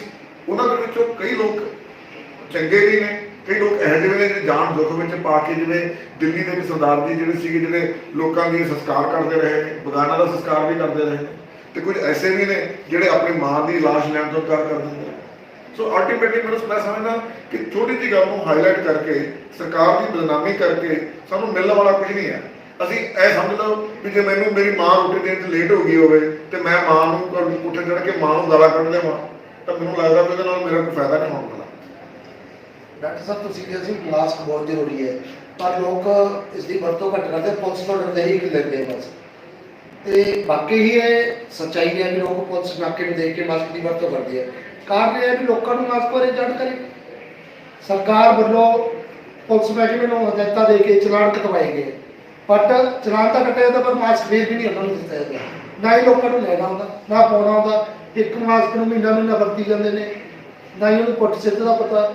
ਇਹ ਕਿਤੇ ਨਾ ਕਿਤੇ ਸਿਹਤ ਵਿਭਾਗ ਦੀ ਨਲਾਇਕੀ ਦੀ ਵੀ ਇਹਦੇ ਵੱਲ ਅਸੀਂ ਜਾਗਰੂਕ ਕਰੇ ਲੋਕਾਂ ਨੂੰ, ਜਾ ਕੇ ਵੀ ਮਾਸਕ ਕੋਈ ਟੀਵੀ ਚੈਨਲ ਰਾਹੀਂ ਜਾਂ ਵੈਸੇ ਕੈਂਪ ਲਗਾ ਕੇ ਦੱਸਿਆ ਜਾਵੇ ਮਾਸਕ ਲੈਣਾ ਕਿਵੇਂ ਹੈ, ਕਿੰਨੇ ਦਿਨ ਵਰਤਣਾ, ਕਿਵੇਂ ਇਹਨੂੰ ਧੋਣਾ, ਕੀ ਵਾਸ਼ ਕਰਨਾ ਹੈ। ਤੇ ਜਾਗਰੂਕਤਾ ਦੀ ਵੀ ਬਹੁਤ ਵੱਡੀ ਘਾਟ ਹੈ। ਸਰ ਉਹਦੀ ਜਾਗਰੂਕਤਾ ਦੀ ਘਾਟ ਵੀ ਹੈ, ਪਰ ਮੈਂ ਸਰਕਾਰ ਦੀ ਕਿਸੇ ਨਲਾਇਕੀ ਕਹਿਣ ਤੋਂ ਪਹਿਲਾਂ, ਕੁਝ ਇਹੋ ਸ਼ਬਦ ਕਹਿਣ ਤੋਂ ਪਹਿਲਾਂ ਮੈਂ ਇੱਕ ਆਪਣਾ ਪਰਸਨਲ ਐਕਸਪੀਰੀਅੰਸ ਦੱਸਦਾ। ਮੈਨੂੰ ਲੱਗਿਆ ਕਿ ਸਮਾਜ ਤੋਂ ਮੈਂ ਜ਼ਿੰਦਗੀ 'ਚ ਬਹੁਤ ਕੁਝ ਖੱਟਿਆ ਹੈ ਨਾ। ਮਤਲਬ ਮੈਂ ਇਸ ਲੈਵਲ 'ਤੇ ਪਹੁੰਚਿਆ ਕਿ ਇੱਥੇ ਲੋਕ ਮੇਰੀ ਸਤਿਕਾਰ ਕਰਦੇ ਆ, ਮੈਨੂੰ ਕੋਈ ਕਿਸੇ ਗੱਲ ਦੀ ਕਮੀ ਪੇਸ਼ੀ ਨਹੀਂ ਹੈ। ਤੇ ਮੈਂ ਸ਼ੁਰੂ ਦੇ ਵਿੱਚ ਬਹੁਤ ਸਾਰੇ ਮਾਸਕ ਬਣਵਾਏ, ਬੜੇ ਮਾਸਕ ਖਰੀਦੇ ਤੇ ਮੈਂ ਸਾਡੇ ਵਰਕਰ ਨੂੰ ਦੇ ਦਿਆ ਵੀ ਜਿਹੜਾ ਵੀ ਬੰਦਾ ਬਿਨਾਂ ਮਾਸਕ ਤੋਂ ਆਵੇ ਤੁਸੀਂ ਉਹਨੂੰ ਮਾਸਕ ਦੇ ਦਿਓ ਔਰ ਉਹਨੂੰ ਰਿਕੁਐਸਟ ਕਰੋ ਵੀ ਭਾਈ ਜੀ ਇਹ ਮਾਸਕ ਤੁਸੀਂ ਬੰਨੋ। ਤੁਸੀਂ ਯਕੀਨ ਕਰਦੇ ਹੋ, ਮਤਲਬ ਸਾਡਾ ਮਨ ਇੰਨਾ ਖੱਟਾ ਹੋ ਗਿਆ ਵੀ ਨੋਬਡੀ ਬਹੁਤ ਕਿਸੇ ਬੰਦੇ ਨੇ ਪਰਵਾਹ ਨਹੀਂ ਕੀਤੀ ਵੀ ਸਾਰੇ ਸਾਨੂੰ ਫ੍ਰੀ ਦੇ ਮਾਸਕ ਵੰਡੇ ਜਾਂਦੇ ਆ, ਇਹ ਸਾਨੂੰ ਫ੍ਰੀ ਦੇ ਵਿੱਚ ਸਾਰਾ ਕੁਝ ਕਰੀ ਜਾਂਦੇ ਆ। ਹਾਂ, ਜਦੋਂ ਹੀ ਅਸੀਂ ਉਹਨਾਂ ਨੂੰ ਉਲਟਾ ਕਹਿਣਾ ਸ਼ੁਰੂ ਕਰਤਾ, ਮਾਸਕ ਨਹੀਂ ਪਾਇਆ ਤਾਂ ਤੁਸੀਂ ਹਸਪਤਾਲ ਤੋਂ ਬਾਹਰ ਜਾਓ ਜਾਂ ਉਹ ਹੈ ਤਾਂ ਉਹੀ ਹੈ ਨਾ, ਜਾਗਰੂਕਤਾ ਦੀ ਕਮੀ ਆ, ਪਤਾ ਹੀ ਨਹੀਂ ਕਿਉਂ ਲੈਣਾ। ਜਾਗਰੂਕਤਾ ਹੋਣ ਦੇ ਬਾਵਜੂਦ ਵੀ ਜਿਹੜੀ ਚੀਜ਼ ਮੁਫਤ ਦਿੱਤੀ ਜਾਂਦੀ ਹੈ ਉਹਦੀ ਕੋਈ ਵੈਲਿਊ ਨਹੀਂ ਹੈ। ਸਰਕਾਰ ਨੇ ਹੁਣ ਤੱਕ ਜਦੋਂ ਦਾ ਦੇਸ਼ ਆਜ਼ਾਦ ਹੋਇਆ, ਪਹਿਲਾਂ ਤਾਂ ਮੈਨੂੰ ਪਤਾ ਨਹੀਂ ਹੈ, ਸਾਡੇ ਜਨਮ ਤੋਂ ਪਹਿਲੀਆਂ ਗੱਲਾਂ ਨੇ, ਜਦੋਂ ਦਾ ਦੇਸ਼ ਆਜ਼ਾਦ ਹੋਇਆ ਐਜੂਕੇਸ਼ਨ ਮੁਫਤ ਹੈ, ਸਿਹਤ ਪ੍ਰਤੀ ਸਹੂਲਤਾਂ ਮੁਫਤ ਨੇ, ਸਰਕਾਰੀ ਹਸਪਤਾਲਾਂ ਦੀ ਪਰਚੀ ਮੁਫਤ ਸੀ, ਦਵਾਈਆਂ ਮੁਫਤ ਸੀ, ਆਪਰੇਸ਼ਨ ਮੁਫਤ ਸੀ। ਜੇ ਕਿਸੇ ਆਪਰੇਸ਼ਨ ਦੀ ਸਰਕਾਰ ਨੇ 120 ਰੁਪਏ ਫੀਸ ਵੀ ਰੱਖ ਦਿੱਤੀ ਹੈ, 120 ਰੁਪਏ, ਤੁਹਾਨੂੰ ਲੱਗਦਾ ਐਡਾ ਵੱਡੀ ਪੇਟ ਦੀ ਸਰਜਰੀ ਹੋ ਰਹੀ ਹੈ ਉਹਦੀ ਫੀਸ 120 ਰੁਪਏ ਸਰਕਾਰ ਪੈਸੇ ਕਮਾ ਰਹੀ ਹੈ? ਮੇਰੇ ਹਿਸਾਬ ਨਾਲ ਲੋਕਾਂ ਨੂੰ ਇਸ ਗੱਲ ਦੀ ਕਦਰ ਹੀ ਕੋਈ ਨਹੀਂ ਹੈ। ਅਸੀਂ ਪ੍ਰਾਈਵੇਟ ਹਸਪੀਟਲ ਬੈਠੇ ਹਾਂ, ਮੈਨੂੰ ਕੋਈ ਸਰਕਾਰੀ ਤੌਰ ਤੇ ਇਮਦਾਦ ਨਹੀਂ ਮਿਲਦੀ, ਮੇਰੇ ਹਸਪੀਟਲ ਨੂੰ ਕੋਈ ਸਰਕਾਰ ਵੱਲੋਂ ਕੋਈ ਫੰਡ ਨਹੀਂ ਆਉਂਦੇ। ਮੈਂ ਬਿਜਲੀ ਦਾ ਬਿੱਲ ਭਰਦਾ, 1.5 ਲੱਖ ਰੁਪਏ ਮੇਰਾ ਬਿਜਲੀ ਦਾ ਬਿੱਲ ਹੈ, ਮੇਰੇ ਬੱਚਿਆਂ ਦੀ ਸੈਲਰੀ 4.5 ਲੱਖ ਰੁਪਏ ਸੈਲਰੀ ਹੈ। ਮਤਲਬ ਲੋਕਾਂ ਦਾ ਐਟੀਟਿਊਡ ਇਹ ਹੈ, ਉਹ ਇਹ ਸਮਝਦੇ ਨੇ ਕਿ ਮੈਂ ਵੀ ਟ੍ਰੀਟਮੈਂਟ ਫ੍ਰੀ ਕਰਾਂ। ਪੀਪਲ ਵਾਂਟ ਐਵਰੀਥਿੰਗ ਫ੍ਰੀ, ਹਰ ਚੀਜ਼ ਫ੍ਰੀ ਹੋਣੀ ਚਾਹੀਦੀ ਹੈ। ਜੇ ਤੁਸੀਂ ਕੋਈ ਸਿਹਤ ਸਹੂਲਤਾਂ ਲੈਣੀਆਂ ਹੈ, ਮੈਨੂੰ ਇੱਕ ਬੰਦਾ ਇਹ ਕਹਿ ਰਿਹਾ, ਡਾਕਟਰ ਸਾਹਿਬ ਇੱਥੇ ਤੁਹਾਡਾ ਸਭ ਕੁਝ ਠੀਕ ਹੈ, ਤੁਹਾਡਾ ਇੱਕ ਇੰਨਾ ਖਿੱਤਾ ਹੈ ਤੇ ਏਸੀ ਦੀ ਹਵਾ ਨਹੀਂ ਆਉਂਦੀ, ਇਹ ਸੈਂਟਰਲ ਏਅਰ ਕੰਡੀਸ਼ਨ ਕਰਵਾਓ। ਹਾਂ, ਸੈਂਟਰਲ ਏਅਰ ਕੰਡੀਸ਼ਨ ਹੋ ਜਾਏਗਾ ਤਾਂ ਉਹਦੇ ਵਾਸਤੇ ਖਰਚਾ ਹੋਏਗਾ ਤਾਂ ਨੈਚੁਰਲੀ ਮੈਨੂੰ ਉਹ ਪੈਸਾ ਕਿੰਨਾ ਕਿ ਪੈਸਾ ਤਾਂ ਆਊਗਾ ਨਾ। ਪੀਪਲ ਵਾਂਟ ਐਵਰੀਥਿੰਗ ਪਰ ਦੇ ਡੋਂਟ ਵਾਂਟ ਟੂ ਸਪੈਂਡ। ਉਹ ਖਰਚਾ ਕਰਨਾ ਨਹੀਂ ਚਾਹੁੰਦੇ, ਫ੍ਰੀ ਚਾਹੁੰਦੇ ਆ। ਔਰ ਜੇ ਉਹ ਫ੍ਰੀ ਚੀਜ਼ ਮਿਲ ਜਾਂਦੀ ਹੈ ਉਹਦੀ ਬਿਲਕੁਲ ਕਦਰ ਨਹੀਂ ਹੈ। ਸਰਕਾਰੀ ਹਸਪਤਾਲ ਦੇ ਵਿੱਚ ਸਾਰਾ ਟ੍ਰੀਟਮੈਂਟ ਫ੍ਰੀ ਹੋ ਰਿਹਾ, ਮੈਂ ਸਮਝਦਾ ਜੇ ਬਿਲਕੁਲ ਫ੍ਰੀ ਨਹੀਂ ਹੋ ਰਿਹਾ ਤਾਂ ਫ੍ਰੀ ਵਰਗਾ ਹੋ ਰਿਹਾ। ਉਹ ਕਹਿੰਦੇ ਕਿ ਅਸੀਂ ਸਰਕਾਰ ਨਾਲ ਕੋਆਪਰੇਟ ਨਹੀਂ ਕਰਨਾ, ਸਰਕਾਰੀ ਹਸਪਤਾਲ 'ਚ ਅਸੀਂ ਜਾਣਾ ਨਹੀਂ ਹੈ, ਸਰਕਾਰੀ ਹਸਪਤਾਲ ਦੇ ਵਰਕਰਾਂ ਨੂੰ ਅਸੀਂ ਆਪਣੇ ਪਿੰਡ 'ਚ ਵੜਨ ਨਹੀਂ ਦੇਣਾ, ਅਸੀਂ ਆਪਣੇ ਸ਼ਹਿਰ 'ਚ ਵੜਨ ਨਹੀਂ ਦੇਣਾ। ਪਰ ਮੈਨੂੰ ਨਹੀਂ ਲੱਗਦਾ ਹੈ ਕਿਸੇ ਲੈਵਲ ਦੇ ਉੱਤੇ ਮੈਂ ਇਹ ਗੱਲ ਕਹਾਂ, ਹਾਂ ਮੈਂ ਪ੍ਰਾਈਵੇਟ ਬੈਠਾ, ਮੈਂ ਸਰਕਾਰ ਦੀ ਕੋਈ ਸਰਕਾਰ ਦਾ ਵਕੀਲ ਨਹੀਂ ਹਾਂ, ਮੈਂ ਨਾ ਹੀ ਮੈਨੂੰ ਕੋਈ ਸਰਕਾਰੀ ਹਸਪਤਾਲ ਦੇ ਡਾਕਟਰ ਨੇ ਕੋਈ ਮੈਨੂੰ ਸਪੈਸ਼ਲੀ ਚੂਜ਼ ਕਰਕੇ ਭੇਜਿਆ ਵੀ ਤੁਸੀਂ ਸਾਡੇ ਹੱਕ 'ਚ ਬੋਲੋ। ਮੈਂ ਤਾਂ ਸੱਚ ਬੋਲ ਰਿਹਾ। ਮੈਨੂੰ ਲੱਗਦਾ ਕਿ ਮੈਂ ਪ੍ਰਾਈਵੇਟ ਬੈਠਾ, ਠੀਕ ਹੈ, ਜਿਸ ਬੰਦੇ ਨੂੰ ਲੱਗਦਾ ਜੇ ਅਸੀਂ ਫੈਸਿਲਿਟੀ ਲੈਣੀ ਹੈ ਉਹ ਪ੍ਰਾਈਵੇਟ ਆਊਗਾ। ਜਿਹੜਾ ਗਰੀਬ ਬੰਦਾ ਫੈਸਿਲਿਟੀ ਨਹੀਂ ਲੈ ਸਕਦਾ, ਪੈਸੇ ਨਹੀਂ ਖਰਚ ਕਰ ਸਕਦਾ, ਸਰਕਾਰ ਨੇ ਫੈਸਿਲਿਟੀ ਦਿੱਤੀ ਹੋਈ ਹੈ। ਪਰ ਉਸ ਨੂੰ ਜੇ ਕਦੇ ਜਾਗਰੂਕਤਾ ਕਿਵੇਂ ਪੈਦਾ ਕਰਨੀ ਹੈ, ਮਤਲਬ ਮੈਂ ਸਮਝਦਾ ਕਿ ਤੁਸੀਂ ਖਾਣਾ ਪਾ ਕੇ ਦਿੱਤਾ, ਫਿਰ ਉਹ ਕਦੇ ਮੈਨੂੰ ਜਾਗਰੂਕ ਕਰੋ ਇਹ ਖਾਣਾ ਖਾਣਾ ਕਿਵੇਂ ਹੈ। ਸਮਾਂ ਡਾਕਟਰ ਸਾਹਿਬ ਬਹੁਤ ਹੋ ਗਿਆ, ਹੁਣ ਇਹਨਾਂ ਛੋਟ ਦੇ ਵਿੱਚ ਸਾਡੇ ਕੋਲ ਸਵਾਲ ਉਹਨਾਂ ਦੇ ਜਵਾਬ ਦਿਓ ਛੋਟ ਦੇ ਵਿੱਚ। ਇੱਕ ਤਾਂ ਇਸ ਬਿਮਾਰੀ ਤੋਂ ਬਚਣ ਲਈ ਕੀ ਪਰਹੇਜ਼ ਕਰੇਗਾ ਤੇ ਕੀ ਕਰਨਾ ਚਾਹੀਦਾ, ਕੀ ਨਹੀਂ ਕਰਨਾ ਚਾਹੀਦਾ? ਤਾਂ ਸਭ ਤੋਂ ਪਹਿਲੀ ਗੱਲ ਤਾਂ ਇੱਕੋ ਹੀ ਹੈ ਵੀ ਸੋਸ਼ਲ ਡਿਸਟੈਂਸਿੰਗ, ਘੱਟੋ ਘੱਟ 2 ਮੀਟਰ ਦਾ ਫਾਸਲਾ, 5-6 ਫੁੱਟ ਦਾ ਫਾਸਲਾ। Number 2 mask. ਨੰਬਰ 3 ਆਪਣੇ ਹੱਥਾਂ ਨੂੰ ਬਾਰ-ਬਾਰ ਸਾਫ਼ ਕਰਨਾ। ਨੰਬਰ 4 ਆਮੋ ਸਾਹਮਣੇ ਖੜ ਕੇ ਸਿੱਧੀ ਗੱਲ ਨਾ ਕਰੋ, ਸਾਈਡ ਬਾਈ ਹੋ ਕੇ ਗੱਲ ਕਰੋ। ਖਾਣਾ ਉਹ ਕਰੋ। ਜਿੱਥੇ ਵੀ ਤੁਸੀਂ ਜਾਣਾ ਹੈ ਤੁਸੀਂ ਮਾਸਕ ਪਾਏ ਬਿਨਾਂ ਬਿਲਕੁਲ ਨਹੀਂ ਜਾਣਾ। ਹਲਕਾ ਜਿਹਾ ਵੀ ਖਾਂਸੀ ਬੁਖਾਰ ਹੋਣ ਵਾਲੇ ਬੰਦੇ ਨੂੰ ਮਾਸਕ ਪਾਉਣਾ ਬਹੁਤ ਜ਼ਰੂਰੀ ਹੈ। ਇੱਕ ਪਿੱਛੇ ਜਿਹੇ ਇੱਕ ਸਿਸਟਮ ਆਇਆ ਸੀਗਾ ਵੀ ਜੇ ਮਰੀਜ਼ ਨੇ ਮਾਸਕ ਨਹੀਂ ਪਾਇਆ ਹੋਇਆ, ਤੁਹਾਡੇ ਵੀ ਮਾਸਕ ਨਹੀਂ ਪਾਇਆ ਹੋਇਆ ਤਾਂ 100% ਇਨਫੈਕਸ਼ਨ। ਮਰੀਜ਼ ਨੇ ਮਾਸਕ ਨਹੀਂ ਪਾਇਆ ਹੋਇਆ, ਤੁਹਾਡੇ ਪਾਇਆ ਹੋਇਆ 80% ਇਨਫੈਕਸ਼ਨ ਹੈ। ਇੱਧਰ ਵੀ ਪਾਇਆ ਹੋਇਆ, ਇੱਧਰ ਵੀ ਪਾਇਆ ਹੋਇਆ ਤਾਂ ਉੱਥੇ 0% ਇਨਫੈਕਸ਼ਨ ਹੈ। ਜਦੋਂ ਤੁਸੀਂ ਮਰੀਜ਼, ਜਿਹੜਾ ਬੰਦਾ ਵੀ ਮਰੀਜ਼ ਹੋ ਗਿਆ, ਉਹ ਆਪਣੀ ਜ਼ਿੰਮੇਵਾਰੀ ਸਮਝੇ ਕਿ ਅੱਜ ਜੇ ਮੈਂ ਲੋਕਾਂ ਤੱਕ ਬਿਮਾਰੀ ਲਗਾਤੀ ਤਾਂ ਕੱਲ ਨੂੰ ਮੁੜ ਕੇ ਮੇਰੇ ਬੱਚੇ ਤੱਕ ਵੀ ਆਊਗੀ, ਮੇਰੀ ਮਾਂ ਤੱਕ ਵੀ ਜਾਊਗੀ, ਮੇਰੇ ਬਾਪ ਤੱਕ ਵੀ ਜਾਊਗੀ। ਇੱਕ ਸੋਸ਼ਲ ਰਿਸਪੌਂਸਿਬਿਲਿਟੀ, ਜ਼ਿੰਮੇਵਾਰੀ। ਔਰ ਜਦੋਂ ਵੀ ਕਿਤੇ ਕੰਮ ਕਾਰ ਕਰਨਾ, ਬੱਸ 'ਚ ਜਾਣਾ, ਕਿਸੇ ਪਬਲਿਕ ਟਰਾਂਸਪੋਰਟ ਦਾ ਇਸਤੇਮਾਲ ਕਰਨਾ, ਕੋਸ਼ਿਸ਼ ਕਰੋ ਕਿਤੇ ਹੱਥ ਨਾ ਲਗਾਏ ਜਾਣ। ਹੱਥ ਲੱਗੇ ਨੇ, ਸੈਨੀਟਾਈਜ਼ਰ ਤੁਹਾਡੇ ਕੋਲੇ ਹੋਣਾ ਚਾਹੀਦਾ ਜਾਂ ਨੇੜੇ ਦੇ ਕਿਸੇ ਵੀ ਜਗ੍ਹਾ 'ਤੇ ਜਾ ਕੇ ਆਪਣੇ ਹੱਥ ਵਾਸ਼ ਕਰੋ। ਔਰ ਪਬਲਿਕ ਮੀਟਿੰਗ ਨੂੰ ਅਵੋਇਡ ਕਰੋ, ਲੋਕਾਂ ਦੇ ਇਕੱਠ ਨੂੰ ਅਵੋਇਡ ਕਰੋ। ਜਿਹੜੇ ਭੋਗ ਨੇ, ਵਿਆਹ ਨੇ, ਉਹਨਾਂ ਨੂੰ ਜਾਣਾ ਉੱਥੇ ਅਵੋਇਡ ਕਰੋ। ਔਰ ਜਿਹੜੇ ਹੈਗੇ ਨੇ, ਜਿਹੜਾ ਲੋਕਾਂ ਨੂੰ ਤੁਸੀਂ ਨਹੀਂ ਜਾਣਦੇ, ਉਹਨਾਂ ਨੂੰ ਆਪਣੇ ਘਰ ਬੁਲਾਉਣਾ ਜਾਂ ਉਹਨਾਂ ਦੇ ਕਿਸੇ ਦੇ ਘਰ ਜਾਣਾ, ਉਹ ਚੀਜ਼ਾਂ ਨੂੰ ਅਵੋਇਡ ਕਰੋ। ਚਲਦੇ ਚਲਦੇ ਲੋਕ ਕੀ ਕਰਦੇ ਨੇ, ਮੈਂ ਆਇਆ ਸੀ ਇੱਥੇ, ਇਸ ਹਾਲਾਤ ਵਿੱਚ ਵੀ ਮੈਨੂੰ ਮੇਰੇ ਰਿਸ਼ਤੇਦਾਰ ਮਿਲਣ ਲਈ ਆ ਜਾਂਦੇ ਆ ਤਾਂ ਮੈਨੂੰ ਆਏ ਕਹਿੰਦੇ ਨੇ ਜੀ ਮਾਤਾ ਜੀ ਨੂੰ ਮਿਲਣਾ ਸੀ। ਮੈਂ ਕਹਿੰਦਾ ਜੀ ਸੌਰੀ, ਨਹੀਂ ਮਿਲ ਸਕਦੇ, ਰਿਸ਼ਤੇਦਾਰੀ ਹੈ, ਸਭ ਕੁਛ ਹੈ, ਪਰ ਉਹ ਹੁਣ ਦੇ ਹਾਲਾਤ ਦੇ ਮੁਤਾਬਕ ਤੁਸੀਂ ਨਹੀਂ ਮਿਲ ਸਕਦੇ। ਜੇ ਅਸੀਂ ਇਹਨਾਂ ਸਾਰੀਆਂ ਗੱਲਾਂ ਦਾ ਧਿਆਨ ਰੱਖਾਂਗੇ, ਜੇ ਕਿਸੇ ਨੂੰ ਹਲਕਾ ਜਿਹਾ ਵੀ ਖਾਂਸੀ ਹੈ, ਬੁਖਾਰ ਹੈ, ਗਲਾ ਖਰਾਬ ਹੈ, ਸਾਹ ਲੈਣ ਤਕਲੀਫ ਹੋ ਰਹੀ ਹੈ, ਪਲੀਜ਼ ਭੱਜੋ ਨਾ, ਟੈਸਟ ਕਰਵਾਓ, ਹਸਪੀਟਲ ਜਾਓ। ਤੁਸੀਂ ਜਾ ਕੇ ਇਕੱਲੇ ਆਪਣਾ ਨਹੀਂ, ਆਪਣੇ ਪਰਿਵਾਰ ਨੂੰ ਬਚਾ ਰਹੇ। ਟੈਸਟ ਕਰਵਾਉਣ ਦੀ ਕੁਰਬਾਨੀ ਦੇ ਕੇ ਤੁਸੀਂ ਆਪਣੇ ਪਰਿਵਾਰ ਤੇ ਅਹਿਸਾਨ ਕਰ ਰਹੇ ਹੋ। ਡਾਕਟਰ ਸਾਹਿਬ, ਜਿਸ ਤਰ੍ਹਾਂ ਸੋਸ਼ਲ ਮੀਡੀਆ ਤੇ ਵੀ ਫੈਲੀਆਂ ਹੁਣ ਵੀ ਸੁਣਦੇ ਹੈ ਵੀ ਕਾੜਾ ਪੀਓ, ਗਰਮ ਪਾਣੀ ਪੀਓ, ਤੁਲਸੀ ਦੇ ਪੱਤੇ ਖਾਓ, ਕੀ ਇਸ ਤਰ੍ਹਾਂ ਦੇ ਜਿਹੜੇ ਘਰੇਲੂ ਉਪਚਾਰ ਹੈ ਇਹ ਵੀ ਕੋਈ ਬਿਲਕੁਲ ਜੀ ਬਹੁਤ ਇਫੈਕਟਿਵ ਨੇ। ਦੇਖੋ, ਮੈਂ ਐਲੋਪੈਥੀ ਦਾ ਡਾਕਟਰ ਹਾਂ, ਮੈਂ ਇਹ ਕਹਾਂ ਕਿ ਐਲੋਪੈਥੀ ਹੀ ਰੱਬ ਹੈ, ਐਸਾ ਕੁਝ ਨਹੀਂ ਹੈ। ਸਾਰੀਆਂ ਪੈਥੀ, ਸਾਰੀਆਂ ਪद्धਤੀ ਬਹੁਤ ਇੰਪੋਰਟੈਂਟ ਨੇ। ਆਯੁਰਵੈਦ ਵੀ, ਹੋਮਿਓਪੈਥੀ ਵੀ, ਸਾਰੀਆਂ ਦੀ ਆਪਣੀ ਵੈਲਿਊ ਹੈ। ਔਰ ਤੁਲਸੀ ਦਾ ਜਿਹੜਾ ਤੁਸੀਂ ਦੱਸ ਰਹੇ ਹੋ ਕਾੜਾ ਹੈ, ਤੁਲਸੀ ਪਾ ਕੇ ਕੋਈ ਮਲੱਠੀ ਵਗੈਰਾ ਲੈ ਕੇ ਜਿਸ ਤਰ੍ਹਾਂ ਲੋਕੀ ਉਹ ਲੈਂਦੇ ਬਣਾ ਕੇ, ਮੈਨੂੰ ਉਨੀ ਨੌਲੇਜ ਨਹੀਂ ਹੈ, ਪਰ ਉਹਦੇ ਨਾਲ ਵਾਕਈ ਇਫੈਕਟਿਵਿਟੀ ਹੈ, ਇਹ 'ਚ ਕੋਈ ਸ਼ੱਕ ਨਹੀਂ ਹੈ। ਪਲੀਜ਼ ਉਹਨੂੰ ਪੀਂਦੇ ਰਹੋ, ਗਰਮ ਚਾਹ ਜਾਂ ਗਰਮ ਕੌਫੀ ਜਾਂ ਕੁਛ ਚੀਜ਼ ਉਹ ਵੀ ਲੈਂਦੇ ਰਹੋ। ਔਰ ਸਟੀਮ ਲੈਣੀ ਬਹੁਤ ਜ਼ਰੂਰੀ ਹੈ। ਰੱਬ ਦਾ ਵਾਸਤਾ ਤੁਸੀਂ ਸਿੰਪਲ ਸਟੀਮ ਗਰਮ ਪਾਣੀ ਕਰਕੇ ਭਾਫ ਸੁੰਘਣੀ ਹੈ, ਉਹ ਲਓ, ਗਰਮ ਪਾਣੀ ਦੇ ਨਮਕ ਪਾ ਕੇ ਗਰਾਰੇ ਕਰੋ। ਔਰ ਜੇ ਤੁਹਾਨੂੰ ਹਲਕਾ ਜਿਹਾ ਬੁਖਾਰ ਹੋ ਰਿਹਾ, ਡਾਕਟਰ ਦੀ ਸਲਾਹ ਲਓ, ਪਰ ਤੋਰਾ ਫੇਰਾ ਬਿਲਕੁਲ ਬੰਦ ਕਰ ਦੇਣਾ ਚਾਹੀਦਾ, ਕੰਪਲੀਟ ਰੈਸਟ ਕਰਨਾ ਚਾਹੀਦਾ। ਗਰਮ ਜਿਹੜਾ ਹੈਗਾ ਨਮਕ ਦੇ ਗਰਾਰੇ ਔਰ ਸਟੀਮ ਪਲੱਸ ਦਵਾਈਆਂ ਪਲੱਸ ਕਾੜਾ ਜੋ ਵੀ ਤੁਸੀਂ ਕਰੋ ਤਾਂ ਕਿ ਆਪਣਾ ਸਾਹ ਜਿਹੜਾ ਹੈਗਾ ਉਹ ਨਾਰਮਲ ਆਉਂਦਾ ਰਹੇ। ਬਾਰ-ਬਾਰ ਚੈੱਕ ਕਰਦੇ ਰਹੋ, ਟੈਂਪਰੇਚਰ ਚੈੱਕ ਕਰਦੇ ਰਹੋ। ਔਰ ਤੁਹਾਨੂੰ ਲੱਗੇ ਵੀ ਜੇ ਤੁਹਾਨੂੰ ਸਾਹ ਲੈਣ ਦਿੱਕਤ ਆ ਰਹੀ ਹੈ 10 ਸੈਕਿੰਡ ਤੱਕ ਜੇ ਤੁਸੀਂ ਸਾਹ ਰੋਕਣ 'ਚ ਕਾਮਯਾਬ ਨਹੀਂ ਹੋ ਰਹੇ ਤਾਂ ਇਮੀਡੀਏਟਲੀ ਡਾਕਟਰ ਕੋਲ ਜਾਣਾ। ਜੇ ਤੁਸੀਂ 40 ਸੈਕਿੰਡ ਤੱਕ 35-40 ਸੈਕਿੰਡ ਤੱਕ ਸਾਹ ਰੋਕ ਸਕਦੇ ਹੋ ਦੈਟ ਮੀਨਸ ਤੁਹਾਨੂੰ ਹਲੇ ਤੱਕ ਇਨਫੈਕਸ਼ਨ ਨਹੀਂ ਹੈ। ਸਭ ਤੋਂ ਪਹਿਲਾ ਸਿੰਪਟਮ ਇਹ ਸ਼ੁਰੂ ਹੁੰਦਾ ਕਿ ਸਾਹ ਜਲਦੀ ਆਉਣਾ ਸ਼ੁਰੂ ਹੋ ਜਾਂਦਾ, ਤੁਸੀਂ 10 ਸੈਕਿੰਡ ਤੱਕ ਸਾਹ ਰੋਕ ਨਹੀਂ ਸਕਦੇ। ਇਹ ਸੀ ਡਾਕਟਰ ਗੁਰਮਿੰਦਰ ਸਿੰਘ ਮਾਨ ਜੀ, ਜਿਨ੍ਹਾਂ ਨੇ ਸਾਨੂੰ ਕਰੋਨਾ ਸੰਬੰਧੀ ਬਹੁਤ ਹੀ ਵਿਸਤਾਰਪੂਰਵਕ ਦੱਸਿਆ, ਸੋਸ਼ਲ ਮੀਡੀਆ ਤੇ ਫੈਲੇ ਅਫਵਾਹਾਂ ਤੋਂ ਬਚਣ ਲਈ ਕਿਹਾ, ਘਰੇਲੂ ਇਲਾਜ ਬਾਰੇ ਦੱਸਿਆ। ਤੇ ਅਸੀਂ ਵੀ ਆਪਣੇ ਚੈਨਲ ਦੇ ਮਾਧਿਅਮ ਰਾਹੀਂ ਤੁਹਾਨੂੰ ਇਹ ਬੇਨਤੀ ਕਰਦੇ ਹਾਂ ਵੀ ਡਾਕਟਰ ਸਾਹਿਬ ਵੱਲੋਂ ਦੱਸਿਆ ਸਾਵਧਾਨੀਆਂ ਵਰਤੋ ਤੇ ਜਿਹੜੇ ਪਰਹੇਜ਼ ਦੱਸੇ ਆ ਉਹ ਕਰੋ ਤੇ ਘਰੇਲੂ ਇਲਾਜ ਦੀ ਵਰਤੋਂ ਕਰੋ। ਨਹੀਂ ਤਾਂ ਜਿਹੜੀਆਂ ਇਹ ਅਫਵਾਹਾਂ ਮਗਰ ਆਪਾਂ ਲੱਗ ਰਹੇ ਹਾਂ ਜਾਂ ਕਰੋਨਾ ਨੂੰ ਆਪਾਂ ਮਜ਼ਾਕ 'ਚ ਲੈ ਰਹੇ ਹਾਂ, ਇਹ ਜਿਹੜੀ ਲਾਪਰਵਾਹੀ ਵਰਤੀ ਜਾਊ, ਇਹ ਜਿਹੜਾ ਮੌਤਾਂ ਦੀ ਗਿਣਤੀ ਵਿੱਚ ਵਾਧਾ ਹੋਊਗਾ, ਇਹ ਲਾਪਰਵਾਹੀ ਮੁੱਖ ਵਜ੍ਹਾ ਹੋਊਗੀ। ਤਾਂ ਫਿਰ ਅਗਲੇ ਐਪੀਸੋਡ 'ਚ ਤੁਹਾਨੂੰ ਫੇਰ ਮਿਲਾਂਗੇ। ਸਾਰਿਆਂ ਨੂੰ ਸਾਡੇ ਵੱਲੋਂ ਸਤਿ ਸ਼੍ਰੀ ਅਕਾਲ।